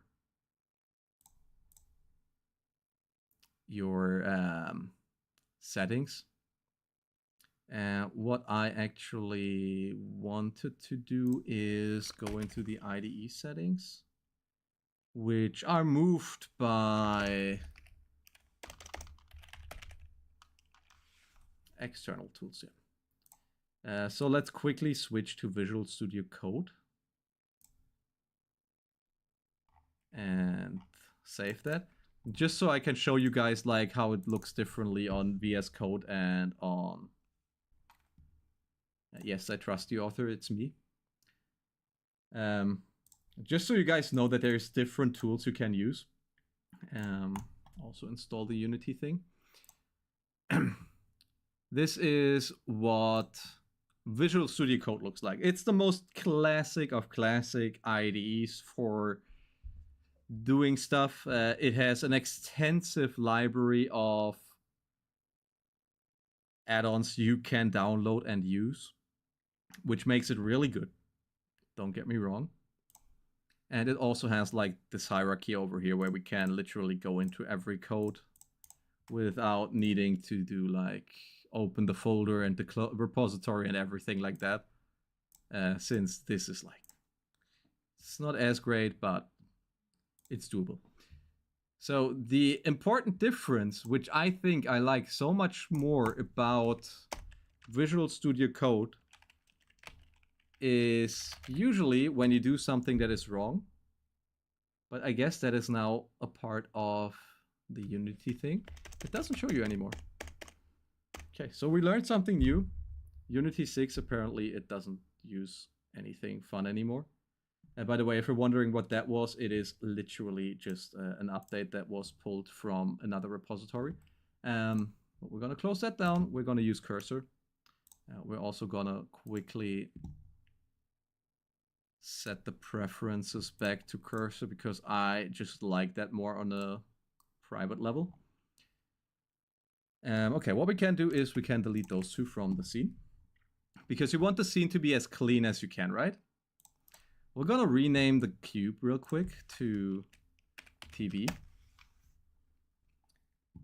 And we're gonna jump back into the code because we want the game manager to also have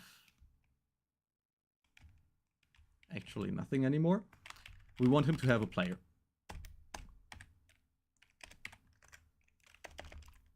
So he gets a public game object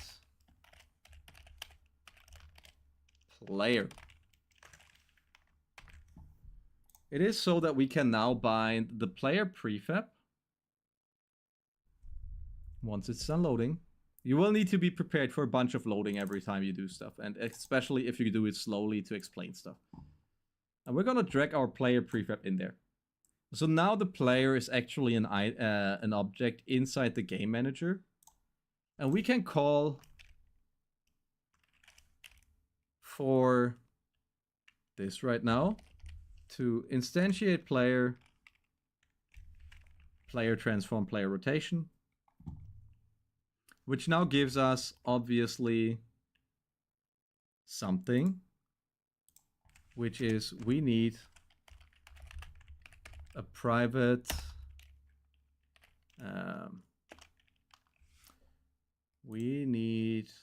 position and a rotation. Position. It's, by the way, it's always a vector 3 if you want to do a rotation, a position.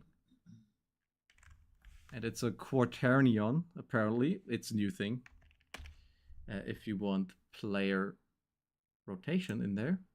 So now we let that run. Let's see if there is any errors. Because it could be that we're missing a use when statement. It could be anything.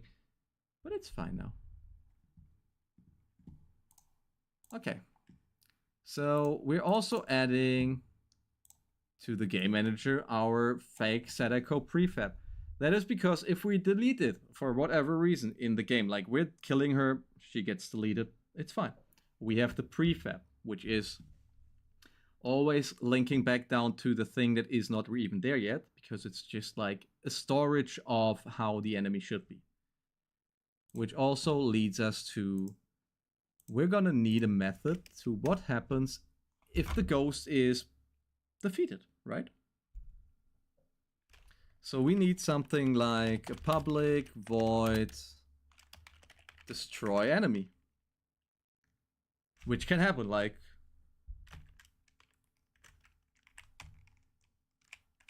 And what we don't want is game object. We want it to be this.gameObject. So, let me quickly go around a bit more again. Destroy is, once again, a Unity-owned method. It is literally for delete one game object that is there, make it go away. And this means, this always is, if you put in this, it means this where it is in. And game object means like, okay, this is a game object, so delete everything that is in here. Basically, when this is spawned and the delete destroy is called, it's gonna hit delete. That will make it go away. We will be clear of it, but the game manager can still spawn it anew because it has the reference to the prefab.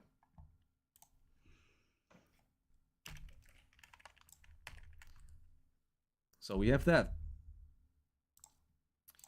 We also would want the same thing for the player.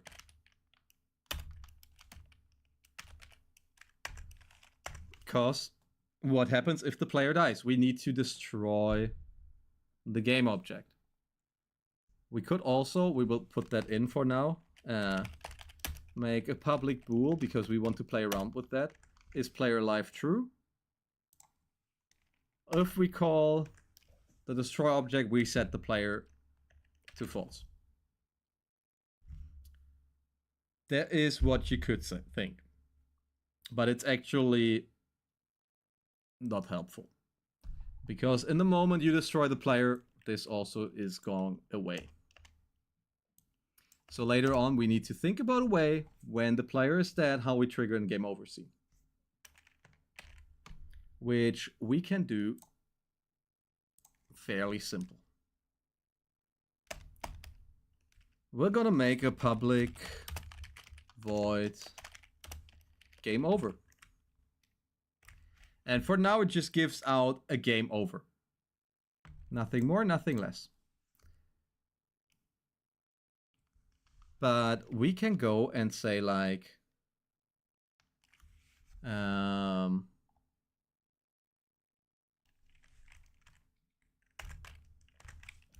like this. And then we can go and say destroy player. So what we can do is actually, we can keep the public pool as player alive in. We can change the name of the method that we had before to is dead. And we can change this to be like is player alive false. So what happens now is every time the game on every frame, it's gonna check is the player still alive. If he is not, we will see a game over. So we can actually just jump back in and check if that works. Because that would mean we have our first piece of the game loop finished, which is like having a game over section. So we see we're spawning here. That is fine. Let me open up the console, because that is where we will see what is happening. So we have everything. We can still move. The TV is over there. That is great. So what happens now if the player is not alive anymore? You guys can see the console right on that side, right? So we're gonna say the player is not alive anymore. Click back into the game. It doesn't show us anything anymore.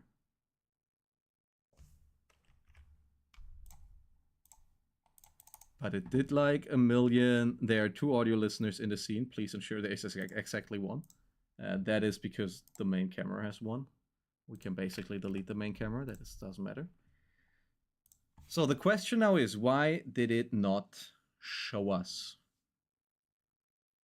the game over?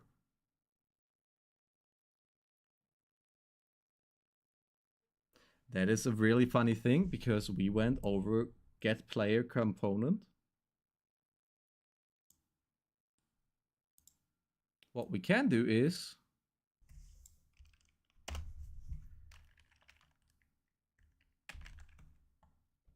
if player is alive, and that throws an error. So now we need to think about how we can go about solving that problem. Because we want to be able to do that. So what we can do is we can go the route of going like making a subscript, a sub method that will help us. Public void player dead.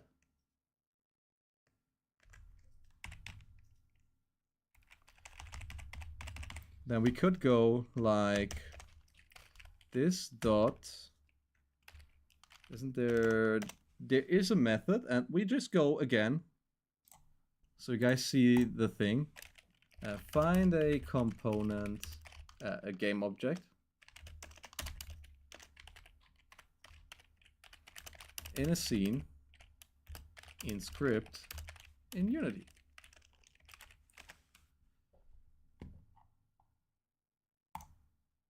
And then you can do it like this, which is like, I have a function that assigns objects to field in static class. Find game object. It only works when the object is trying to find is already loaded when pressing the play button. So now we know that there is a game object.find method that we can use, which we can check here is if game object dot find game object with tag player get component player is player alive equals false. So we can skip that because we don't need that anymore, and we can test it now. This is the great thing about Unity. We can test straight away back to back without building the game completely from the ground up. That's why we need those loadings all the time, because we already know the player is loading, right? So we'll do it like this. Okay, we can walk, everything works. We have the player. We kill the player. And now we're getting an error that is said, destroying asset is not permitted to avoid data loss. If we really want to remove an asset, use destroy immediate object true. That is a new thing in Unity 6, I guess, because the destroy function worked before. But we know now, okay, we have to use destroy immediate player true. And let's see if that fixes it. So we will see all the errors are going to disappear. We're going to start again. We'll see our player. We click on the player. We go, is player alive? Nope. And then he goes like, hi TJ, what's up? I'm pretty good. How are you? We see he cannot destroy the player because it is right now linking to a prefab. So that is not the way we want to go.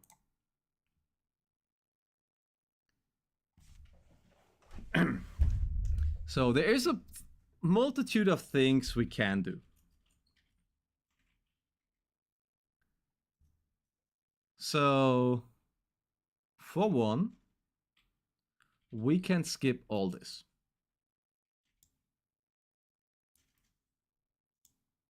Like, we can remove the instantiate player thing.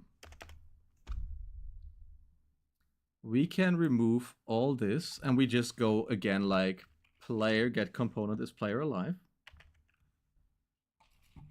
And the easiest fix for that, because that is actually gonna be, we place the game object for the player again in the scene, and we're gonna give that to the game manager. And watch what happens now. We're back in here. We can walk again. But this time when we click on the player and go is that, we get no cameras rendering. Which is exactly what we want. Because that is calling the function. It deleted the game object of the player. And it worked out pretty well. So now we know we fixed that issue. And we're gonna make something called a comment. That tells us that we need to add something else here back at some point, which is get back to the main menu, because like, what else are we gonna do after we died? Also, good morning, TJ, if you woke up like now. So we're gonna put that in. So now we know if the player dies, that is on them. So let's test out if we can call the spawn enemy event. And we're gonna use enemies square brackets 0. 0 is, by the way, the first index of the list enemies. In programming, you start counting lists, arrays, and stuff like that from 0 to whatever. So 0 is always the first entry. That is going to spawn our enemy. And we already have in the enemy script, you see that we're missing something. We have the spawn point, but what we don't have is the public. And now forgive me, quaternion. Enemy rotation. Which we can also not put in, because it takes the rotation from the game object that we use. And let's try out and see if he's gonna spawn us an enemy over there.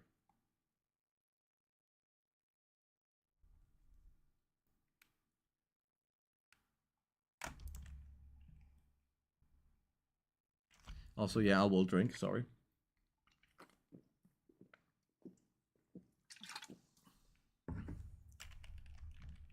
And we'll see that there is an error. We'll see that the game manager has a problem because the enemy doesn't have a spawn point right now. Which is a problem, but we can just drag it in.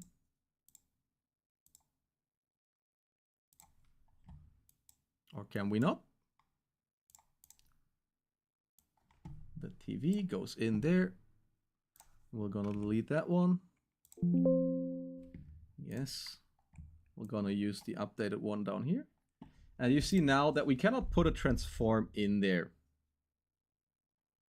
That is simply put because this is not a prefab just now.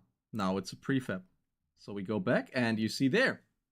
It goes in here. Just so you know, guys, you cannot assign non-prefab variables to a prefab. So if you want to have the TV being like one of the spawn points, and later on she will have more spawn points, you will need to make an prefab for the spawn point for it to actually work. And now we can hit play. And this time we should get another error apparently, which is the variable spawn point of TV Ghost has not been assigned. Which is an interesting error because it literally has a spawn point assigned to it. So what we're going to do is quickly do that. We kill that fake Sadako. We're going to click on the game manager. We'll click on Sadako real quick because she doesn't have... Okay, that makes sense now. Prefab, enemies, fake Sadako. We pull... Why is it not... Oh, there we go. Type mismatch. Okay, so we need to somehow get the transform out of there.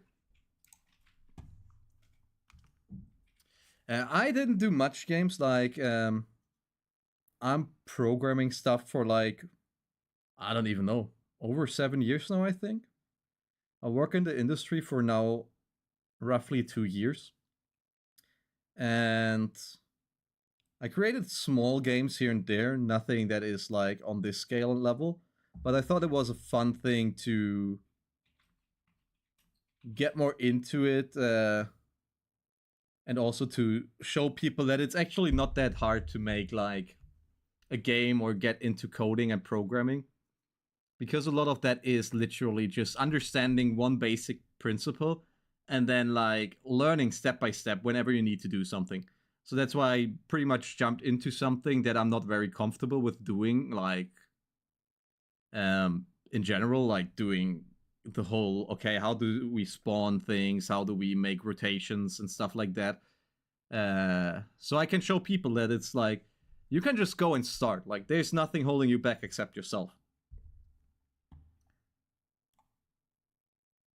So yeah, we want to get the spawn point, which is, if you guys remember correctly, a transform onto our prefab. And just like before, we just go in here and do like a Google search to get it. Unity, how to assign transform. How to assign transform position from a game object.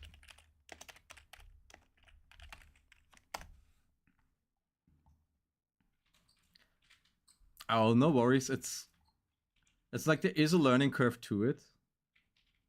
But if you just try and go through it, you can do it. I'm very certain. Okay, also guys, I just remembered how to do it, so we don't Google it.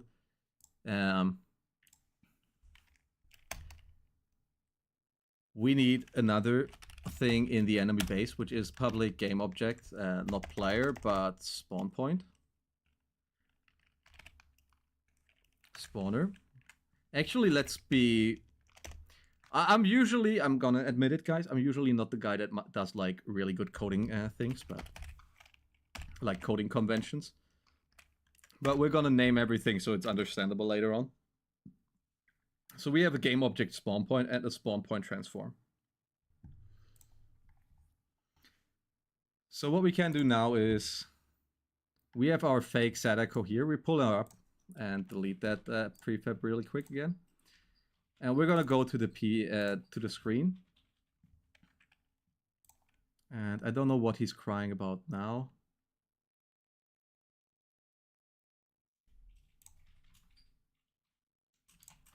Okay, he gives us 2 errors now, which is game object does not contain a definition for position, no accessible extension method. Oh yeah, that is because we need to fix something in here. And it's... So if you change something in the script, obviously you need to change it later on as well. So now when it's reloading again, it works. That was because I was saying that it now should be transforming onto a game object, which obviously doesn't work. And now we can assign the game object here.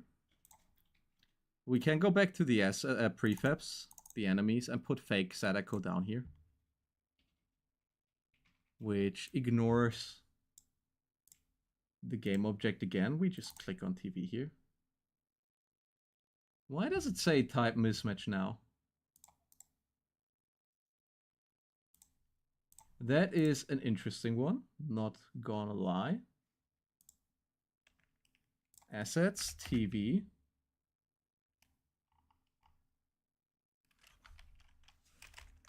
Interesting.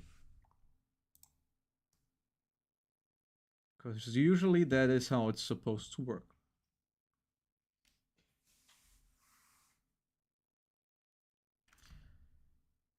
Okay, we might need to do a Google search anyways.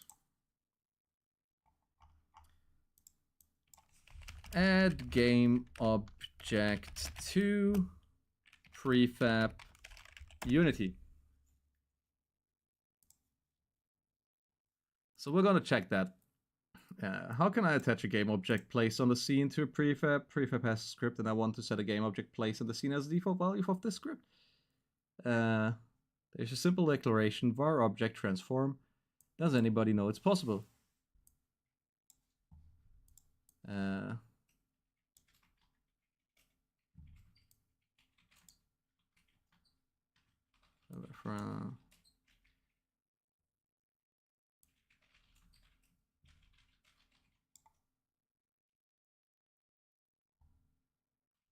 Okay, interestingly, it says it should work like we thought. Which is cool and all. Let's quickly move the TV prefab over here and put it... Now it works. Okay, cool. We'll live with that. TV is gonna stay with the enemy for now. No one will notice. Those are happy little accidents. And now we need to make the spawn point transform to the actual transform. Which is probably gonna be something like this. So now we set the value variable. So we don't want to play around with that anymore, so we set it private.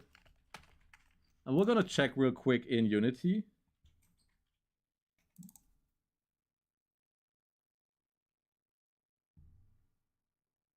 Oh yeah, okay, never mind. We cannot do that.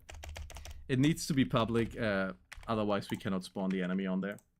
But it will be an empty spot here. Just so you know, we cannot play around with that too much right now. But what should happen is now it should probably work.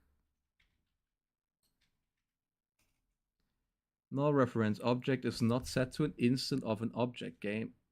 Enemy base. Oh yeah. That is just me overlooking something. We're gonna check her real quick. We're gonna delete that one from the scene because that one is still working. We're gonna put it into the game manager because obviously if we delete it once, the game manager is not finding it anymore. And we're gonna start it now.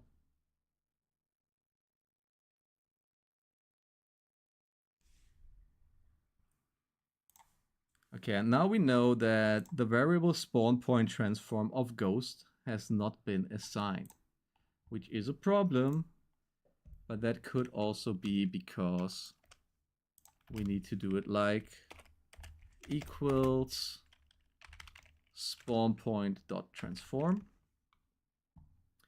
so that we assign the variable instantly. A field initializer cannot reference the non-static field method property enemy base spawn point. Okay. So there you have it, guys, like how you slowly but surely walk your way forwards in doing that. Because obviously this isn't working, but what we can do probably is go into like the start and say we want to have it like this. Delete that.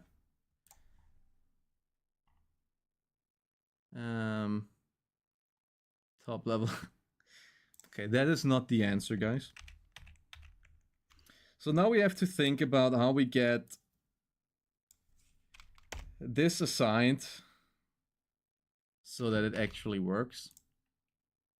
Which one thing could be like, instead of calling it at the game start, we're gonna remove that one.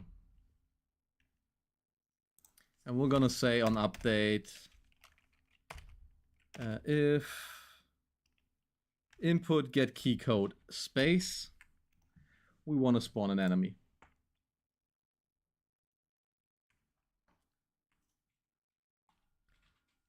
Okay, so that worked. And we're gonna say that on start, the spawn point transform needs to be the transform of the spawn point again. That should also not throw an issue or an error for us. There you have it. And now we're starting up the game. And with that, we see that there is, for now, no problem. We hit the space button, and it's going to be the variable spawn point transform of TV Ghost has not been assigned. Which is still the same problem, but on a different level now.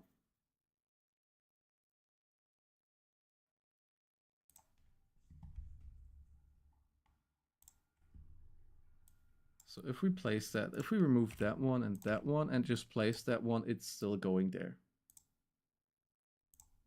That is fine. Oh yeah, I know now what my mistake was.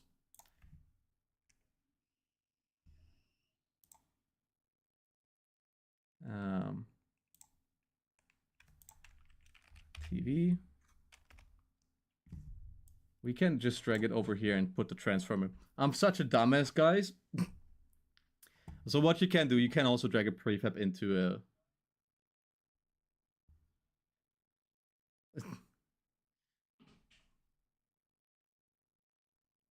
I mean, 4 years of experience is far more than I do. I think that's a lot. Okay, now we assigned the transform finally, because I'm a dumbass. And now you guys can see that there is nothing on the screen because we deleted the TV. We put the TV back in. We start again.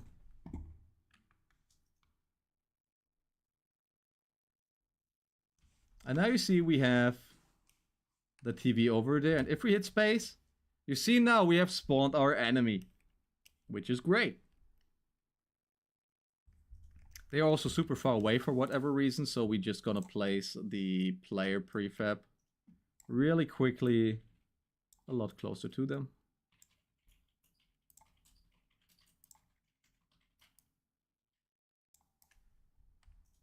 So that he can see them.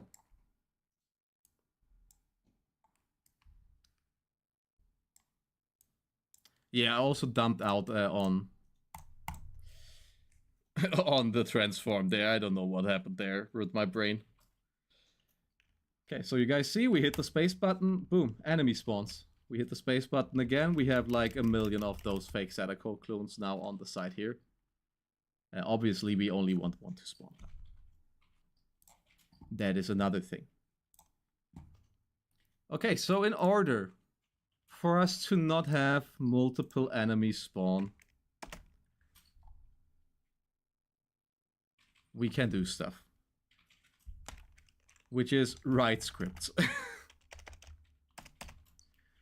Which would be probably something like public void.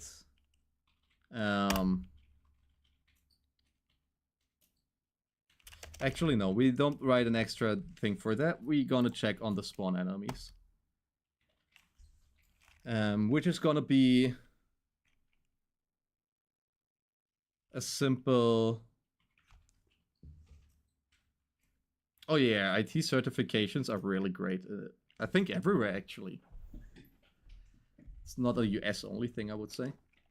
But I love certificates. Okay, so we want to check if a ghost already spawned. So let's roll that out and up in like, how can we check that out?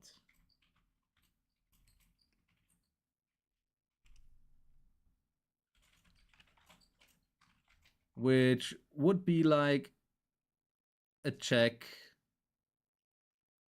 if the certain enemy in the list has already been spawned.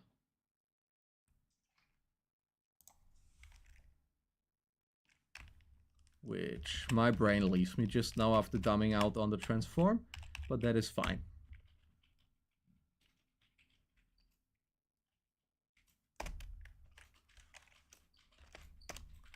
Actually, what we're gonna do is, for now, since we're only gonna start with one enemy, but we want to make sure it's not spawning infinitively, is gonna be a public int max enemies, and it's gonna be 1. And we're gonna have one that is current enemies, and we're gonna make a hashtag region, which is enemies, enemy spawn. Probably not. We're gonna name it enemy management. And we're gonna also drag those down here to make it nice and clean. Because believe me guys, even though it looks like a waste of time, you want to make your code as clean as possible. So now we have a region that literally tells us, okay, everything in here is for spawning the enemies.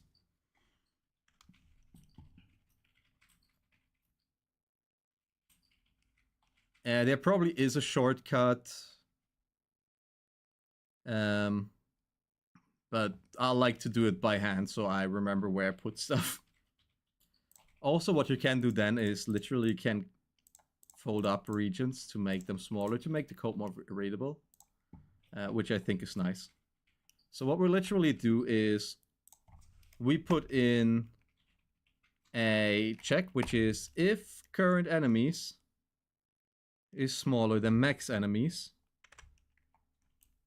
we're gonna instantiate an enemy, and the current enemies is gonna go up.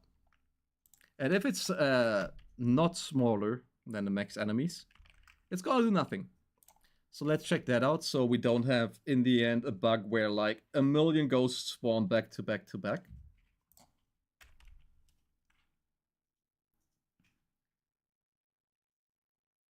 And we're gonna check, can we spawn 1? Yes. Can we spawn 2? No. You see, I'm hitting the spacebar, and there is not an extra enemy spawning. But if we delete that one from the game, go back to the game, it's still not spawning. You know why?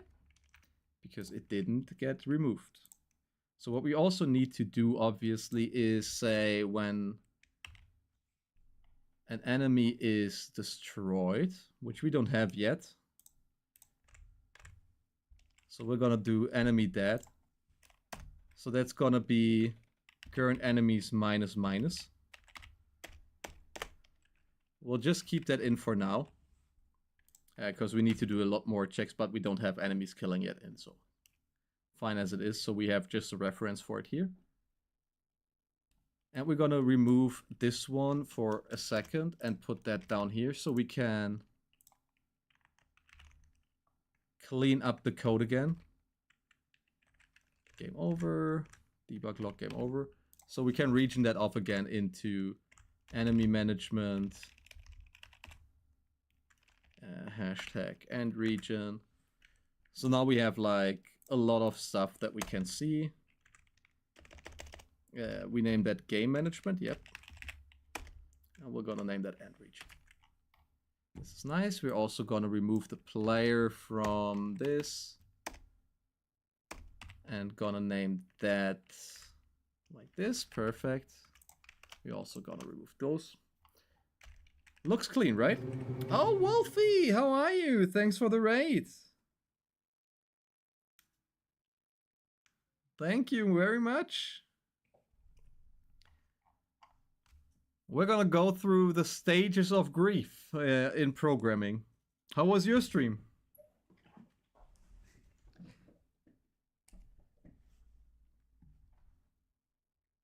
So I can show all of you all that just rated us. The insane state. Damn. I hope you had fun at least. Okay, guys, I will quickly show you the insane state of the game right now. But you need to promise not to tell any big company what we're doing here. We can spawn an enemy if we press on the spacebar.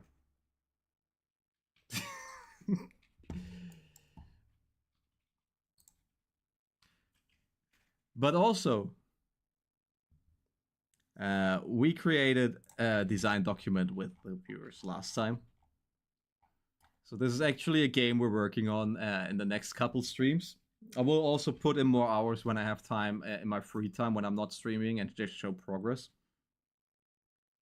But basically what we're doing right now in the stream, just for all of y'all that I just joined with the raid, we are creating a game from scratch. We had like some ideas.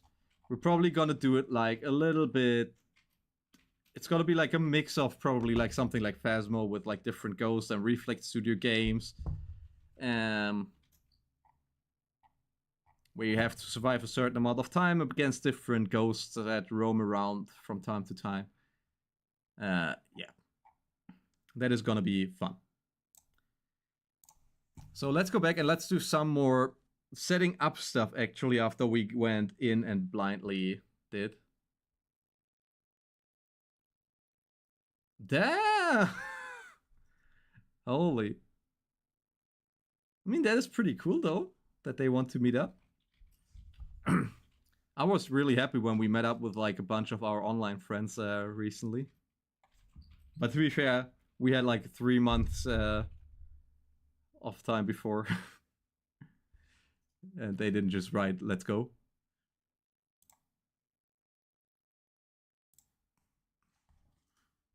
Damn. I hope you have fun meeting them though. So guys, we're gonna rename the scene. We cannot rename the scene, I guess. That is fine. We're gonna go here, scene, sample scene, rename.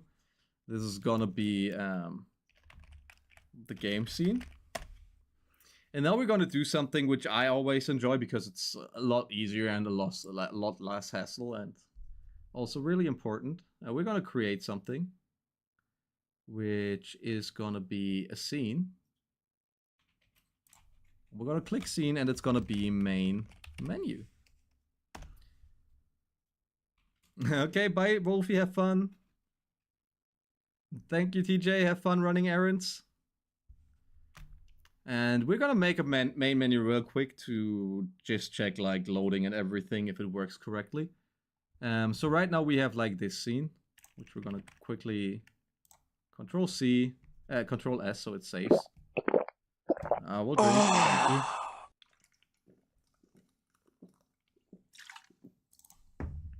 And we're gonna go into our new main menu scene. And I'm gonna show you guys now how you make a menu, a UI, whatever the fuck you want. So first things first is we right click the hierarchy to make it use stuff. And we're gonna say a UI. And what we wanna do is a canvas. And you will notice now, we're gonna name it main menu. And you will notice we don't see anything. But when we click, there is like this huge ass window that we see. And also that the camera is moving insanely slow because we're so far away. Okay, we're just gonna do that. Zoom in a bit more. And there you have it, guys. This is literally what we're gonna see on our main menu. And what we want to do is we're going to go to UI again. We're going to use a text, specifically a Text Mesh Pro. I don't think you should ever go down to the Legacy button here and go like text button drop down or input field. That is like very old stuff. Not very handy to use if you use all the modern stuff that Unity gives you. So we're going to put in like a text. It's going to prompt us to import TMP, which stands for Text Mesh Pro, which is a very nice thing you can control via code and stuff. We're gonna put in a text here, which is just like, for now, main menu. Over here you have like your typical things you can do with like a text editor. We're gonna put it a bit more brightly. We're gonna move it around a bit more so it's like kind of centered. And now you see, we actually see main menu being written here. So the important thing about if you do a canvas, it is always rendered in front of your camera. It is kind of weirdly placed in the whole scene view, but you will always have it in front of your camera when you go there. And we can actually just keep it as a text name. Now what we want to do is we want to create a button which also has text TM Pro. And we're gonna make it a bit bigger. Just to fit like a modern UI standard, whatever you want to call it. And we're gonna change the text in here to start game. And now this button is there when we want it. You see it here. But sadly, it doesn't really have any functionality to it right now. Because a button, if you check it out here, it has an on click, which doesn't have anything right now in here. So what we need to do, and I think you guys love me saying that, is create a new script, which we call main menu. And we're gonna open that one up. And actually we can scrap all this because we don't need that. It is gonna be just a public void start game. And it's gonna be scene manager load scene game. But it's gonna be called game scene. So he knows you need to put in the name of the scene.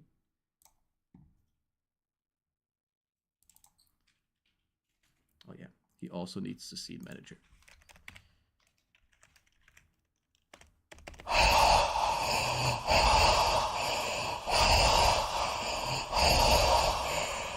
Public scene manager. Obviously, you need to give him that before, otherwise he doesn't know shit about the scene manager. Could not be found. Are you missing a using thing? Yep, we are missing one. So you basically work yourself step by step forward. Every time you put something in, there may be an error, there may not be. And you work yourself forward. So we have an event system here, which we keep as it is. We're just gonna put in and create an empty, which is the main menu manager again. You see there is like some sort of repetition in all of that, and we're just gonna drag the main menu on there. So now what we can do on this is we can call the game manager here. And why does it not have functions?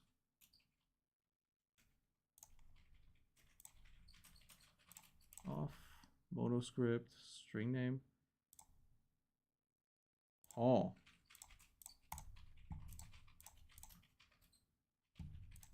Okay, for whatever reason it doesn't like our script. But we put in the game manager script. By the way, we don't need the game manager. I forgot that you can attach scripts there on your own.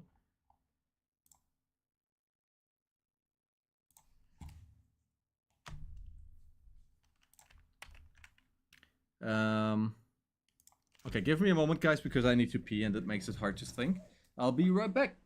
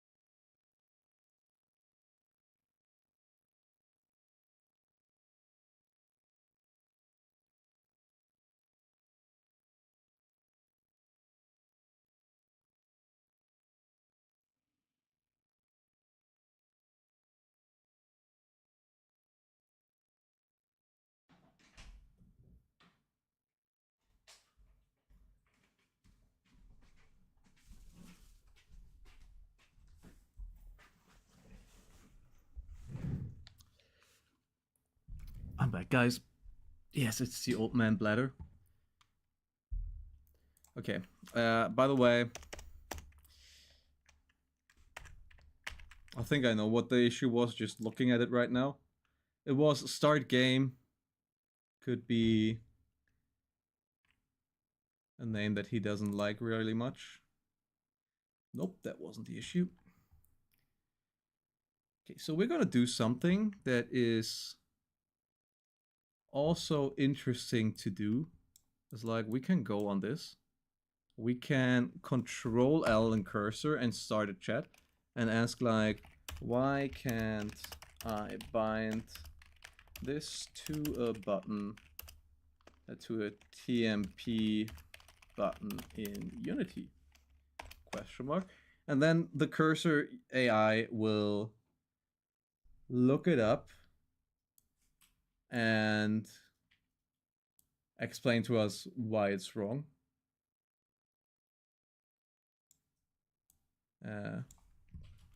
And that is actually what I didn't think about. We need to obviously apply TM Pro to it. Because TM Pro is the library that uses this button. And since this button uses TM Pro... Nope, but that wasn't the right answer. So there you have it, guys.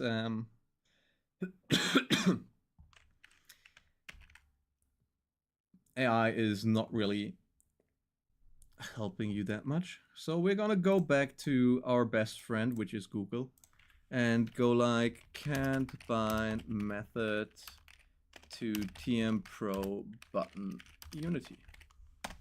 And we're gonna check why it's not working.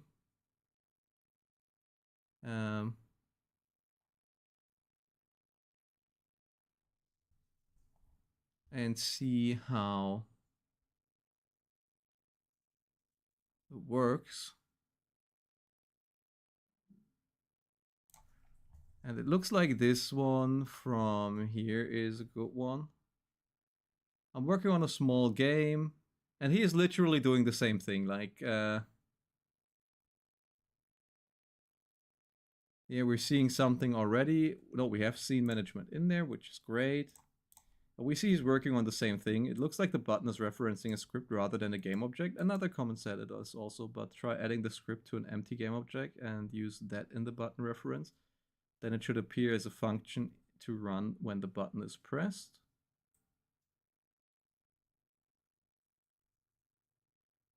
Okay, so maybe I had the right thing in mind when I was like doing a main menu manager. We attach the script. We're gonna go to our button. We're gonna go and put the game menu manager in there, and now we have game object, string name, string broadcast message, main menu, there it is. And then we have start game scene, which is our thing here. Okay, so that worked.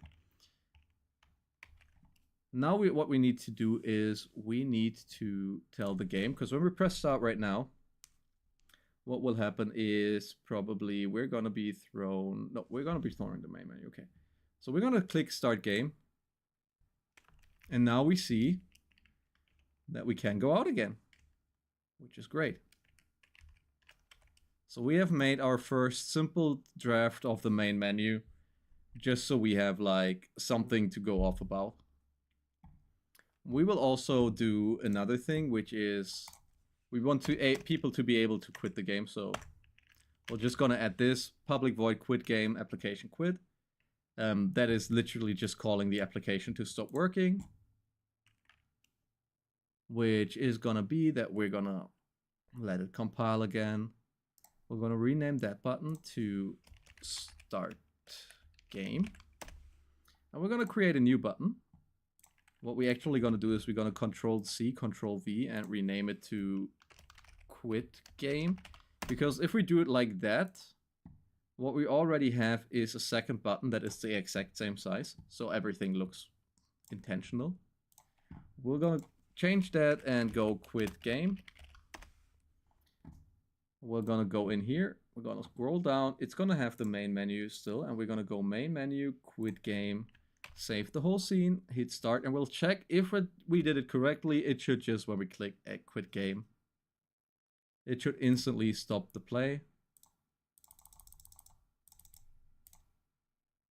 It doesn't, but that could also be because it's not an application right now and just running in the thing. But since we didn't get a error, we can just try and do a debug log quitting game to ensure that it's actually working as intended.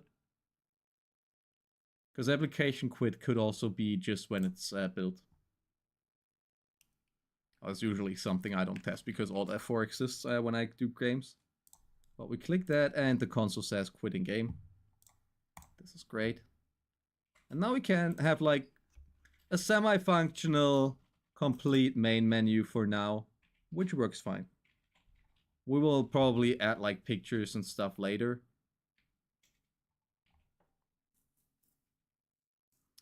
Yeah, man. They rule over us and every decision we take on how far we can step away from a toilet. At least for me. Also, sorry guys if you constantly hear this boop boop boop, beep boop boop. That is literally my headset turning on and off because it doesn't have, it doesn't hear anything. Because we're quiet right now. Okay, so now we're back here in our nice little testing scene. And what we don't have until now is a UI. So we were gonna make, it's gonna go beep boop beep non-stop. So we're gonna create a UI here now as well. And we're gonna name that canvas UI. We're gonna go to the canvas and just drag the camera around a bit, move closer, change the angle.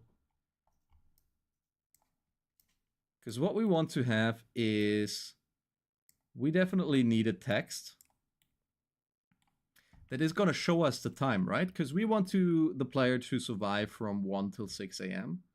So for now, we just gonna go UI. We import another Text Mesh Pro. We put that up here. And we'll make it a bit smaller. And we'll name that one, rename into hours. And we're gonna make a new one next to it, which we'll just move a bit over here. And we're gonna name that minutes. We're gonna change the text to 11 and 00, which will look like this now, which is obviously not how we want it to look. So we put it like this and we see now, oh, it looks a lot better. We're gonna move that over here a little bit. And then we're gonna do something that is probably, if someone sees that, he might get a stroke, but it is how I think it is easy to do. We're gonna copy that. And we're gonna change the text to 2 points. And we'll move it just over here. And look at that. We now have what looks like a clock on the top of the left there, on top of the screen. The question now is though, how are we gonna work with that? And that is, I know you guys like it, code again. So we're gonna go into the game manager because we throw in everything in here. And we're gonna go and add a region which we call time management.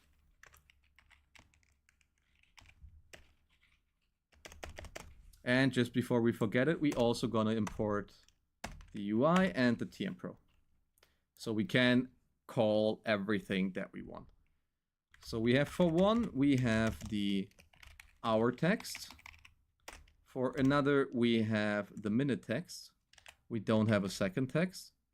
What we do have though is a public float minutes, which we set to 0. And we're gonna have a public float hours, which we also set to 0.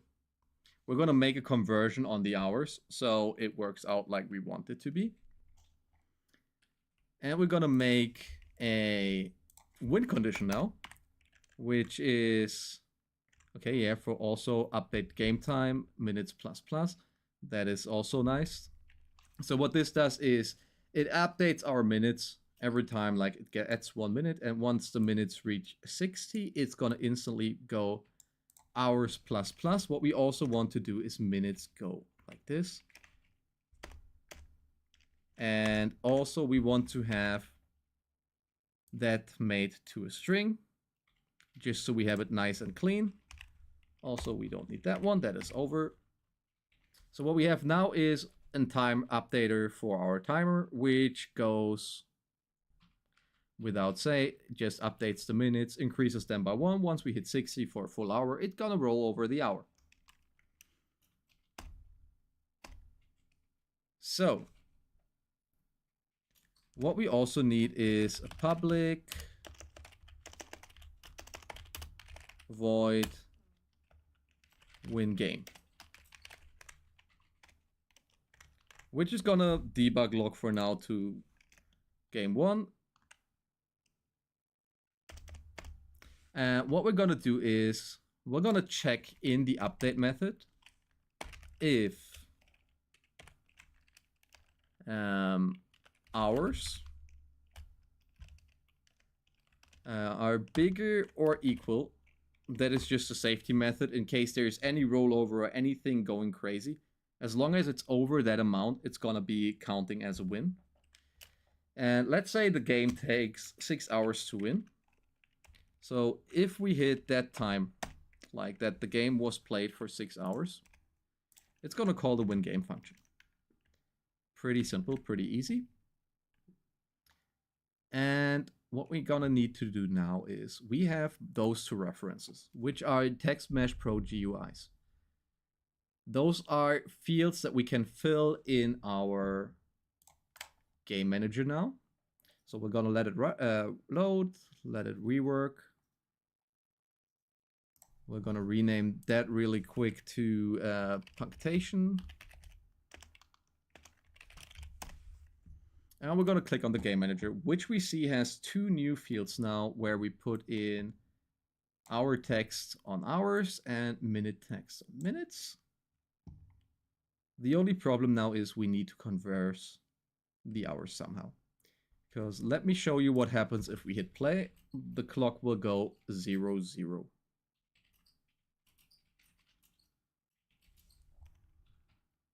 Oh, actually never mind, because we didn't call the function. On game start, we're gonna do a quick little thing, which is minutes. No, it's gonna be minute text dot text, which calls the text inside the Text Mesh Pro, is gonna be minutes to string. A string is literally just like a string of numbers, letters, words. It's literally just writing. And we're gonna do the same for hours text. So we save again. We'll go back. And now we're gonna see that next time we hit play, the clock is gonna go 0, 0. That is because right now our minutes are 0, 0. We're gonna hit this, go like 59. Click out of it. You see it doesn't change because we also don't have an update function, which we have down here. So now we need to think about a way to increase the time on a certain amount of time. So what we're gonna do now is we're gonna go and say, up here we have a public float increment time, and it says it's 0.1f, which would mean it's like 1 millisecond or something. We're gonna say it's 15f, so every 15 seconds. So we're gonna say if time.time,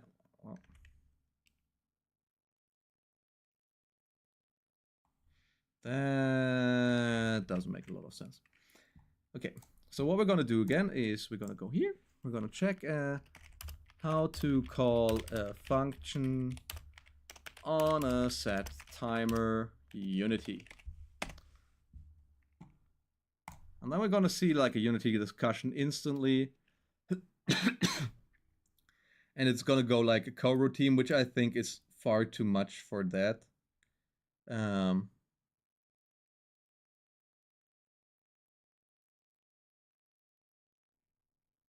Yeah, I think we can go for that.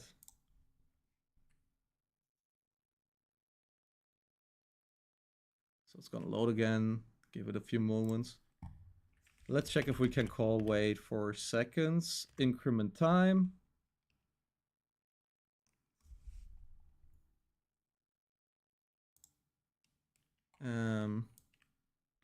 We're gonna take that out. We're gonna put that into update time. We're gonna actually put that in public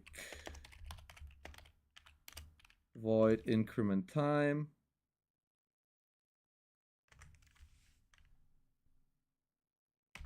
Okay, that is even better. We call that, we just call increment time. So what's happened now, we have an increment time function, which invokes a repeating, which is just like, it calls over and over and over and over and over again, whatever this is called. It's called update time. There we have it. It's working on increment time and then increment time. So we're gonna check that because, I don't know, but what we also can do is just go Unity and look in the documentation. Unity invoke repeating. If you type in something like this, like literally just Unity and then a method name, you always get the first time link is probably gonna be like something docsunity3d.com, which is the official documentation. Which is gonna look like this. So we have a method name, which in this case is gonna be the update time. We have a first time delay until it calls it the first time, and then what the time delay is for every other time. And that should be around 15 seconds. So what we can do now is we go in here. We're gonna let it load and we'll check it out if the time is incrementing every 15 seconds. So we'll wait a second now. We'll spawn an enemy on the side. We're gonna wait if it actually calls increment time or if it doesn't. Oh, and there you go. It's gonna call immediately again and it's going crazy. It's going so crazy, in fact, that our check for if the hours are on 6 is not even working anymore. Which is an interesting thing that invoke repeating works like this. So let's consult the documentation one more time. Repeat every n seconds.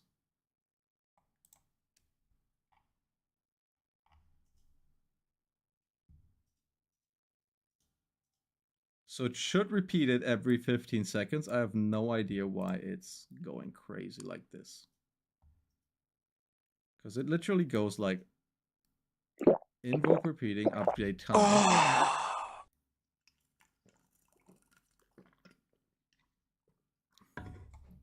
Well, to be fair, we don't need the increment time thing here. So we can call 15f and 15f. We're gonna remove that one up here. And we're just gonna check it again. That could have been just a weird interaction in the code.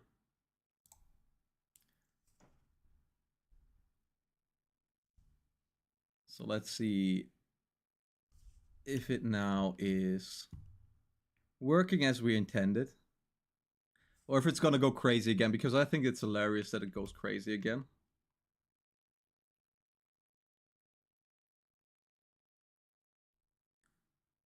And it does go crazy again. So somewhere we have a big bug sitting around,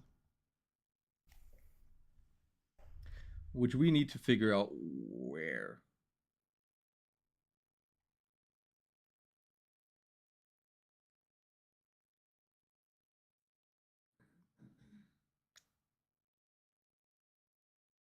Oh yeah. I think I know where the bug comes from.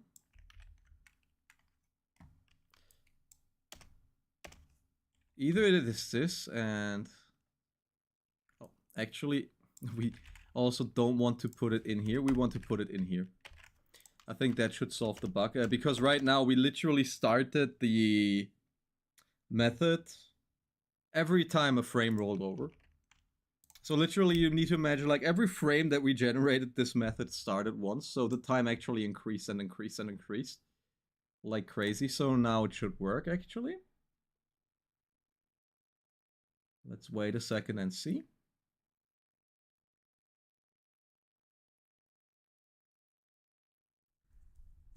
How long it takes for the time to increase once, and then it should literally not increase a second time for like 15 seconds. There you go, bug solved. Also, you see that funny bug? When you let go, it moves the character further. We definitely need to touch the player script again as well. But we fixed the time issue. So let's put this to like 5 and let's put this to like 59. It's not gonna update in the UI because we didn't put it in that it updates there. And we also got the debug log right here, game 1. So also our win condition is working. Which is great. So now what we actually want to have is a conversion of the numbers. Because we want to let the game start at like... Actually, to be fair, I think letting the game start at midnight is a good idea, so we don't need a conversion for the numbers, I guess. What we definitely want to have, though, is we want to have the number having 2 digits all the time, and if it's like a single digit, it should be 0. Which we're gonna look up again. How to display an int as a double digit in Unity, because there is like a code for it.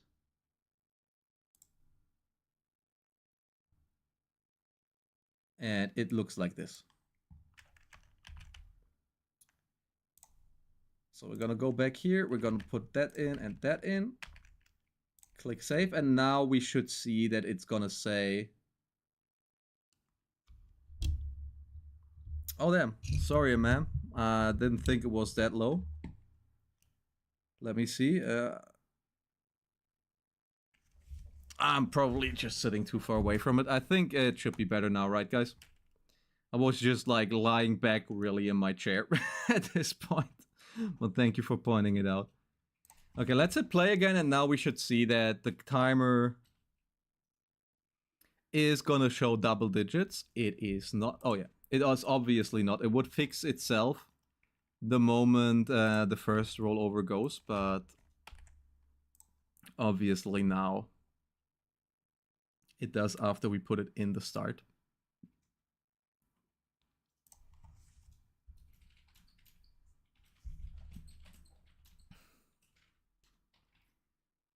So let's do that.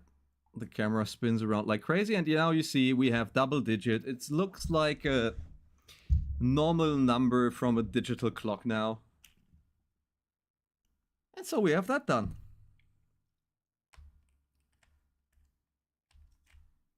And that is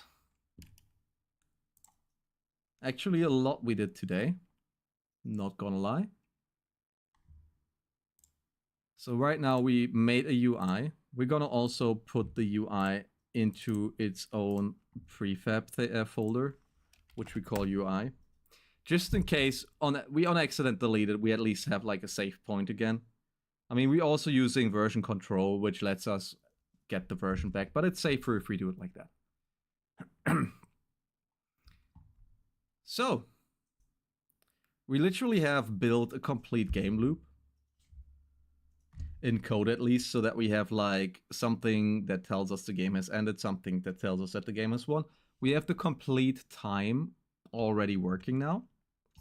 So that is great. We have something that despawns enemies, spawns enemies. We don't have any enemy behavior yet.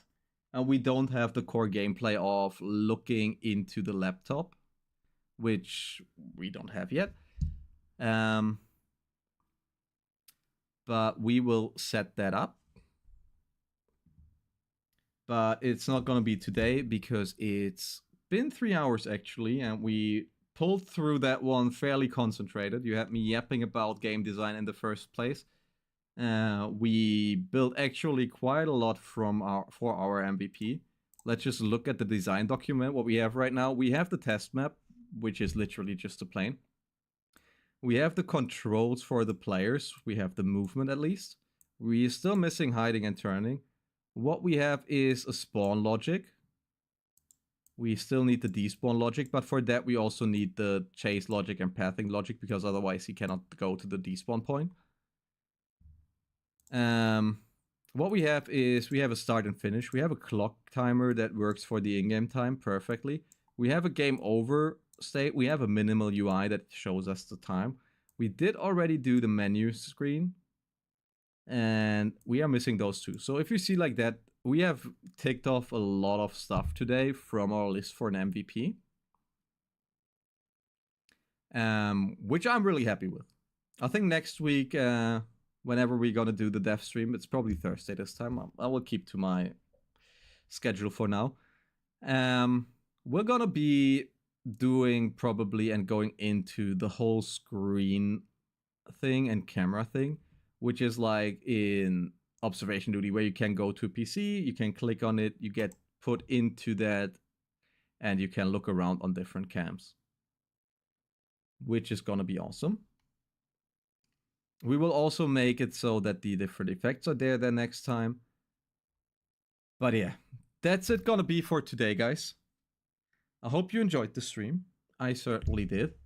It was fun, even though it was unplanned and kind of raw. I think it's like how we'll go forward though anyways, because it's just how I am, I guess.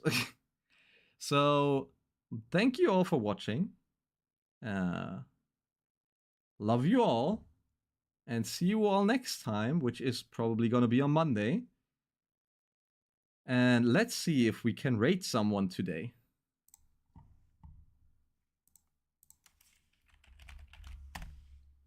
Which I will do, or Lydia will start. That depends on whoever is faster than the other one. Let me just go and make myself big so you don't see anything on my screen. Not that you find out all my dark secrets.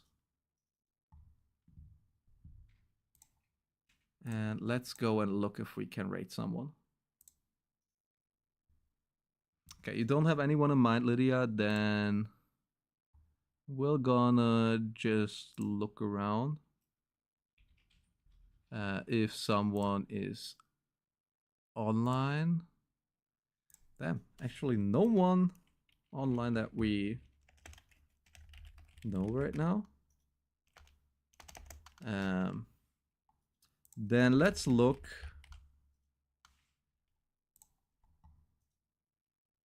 Oh, and also no one playing Scrutinize, guys. Damn. Oh, you have one? Okay, Lydia is gonna start the raid.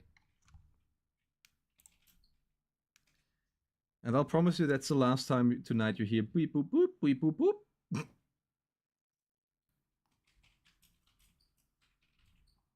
So again, guys, thanks for watching. Thanks for hanging out with me. Love you all.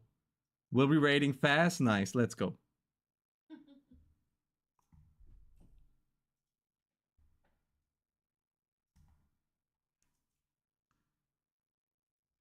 Den haben wir gerade geradet?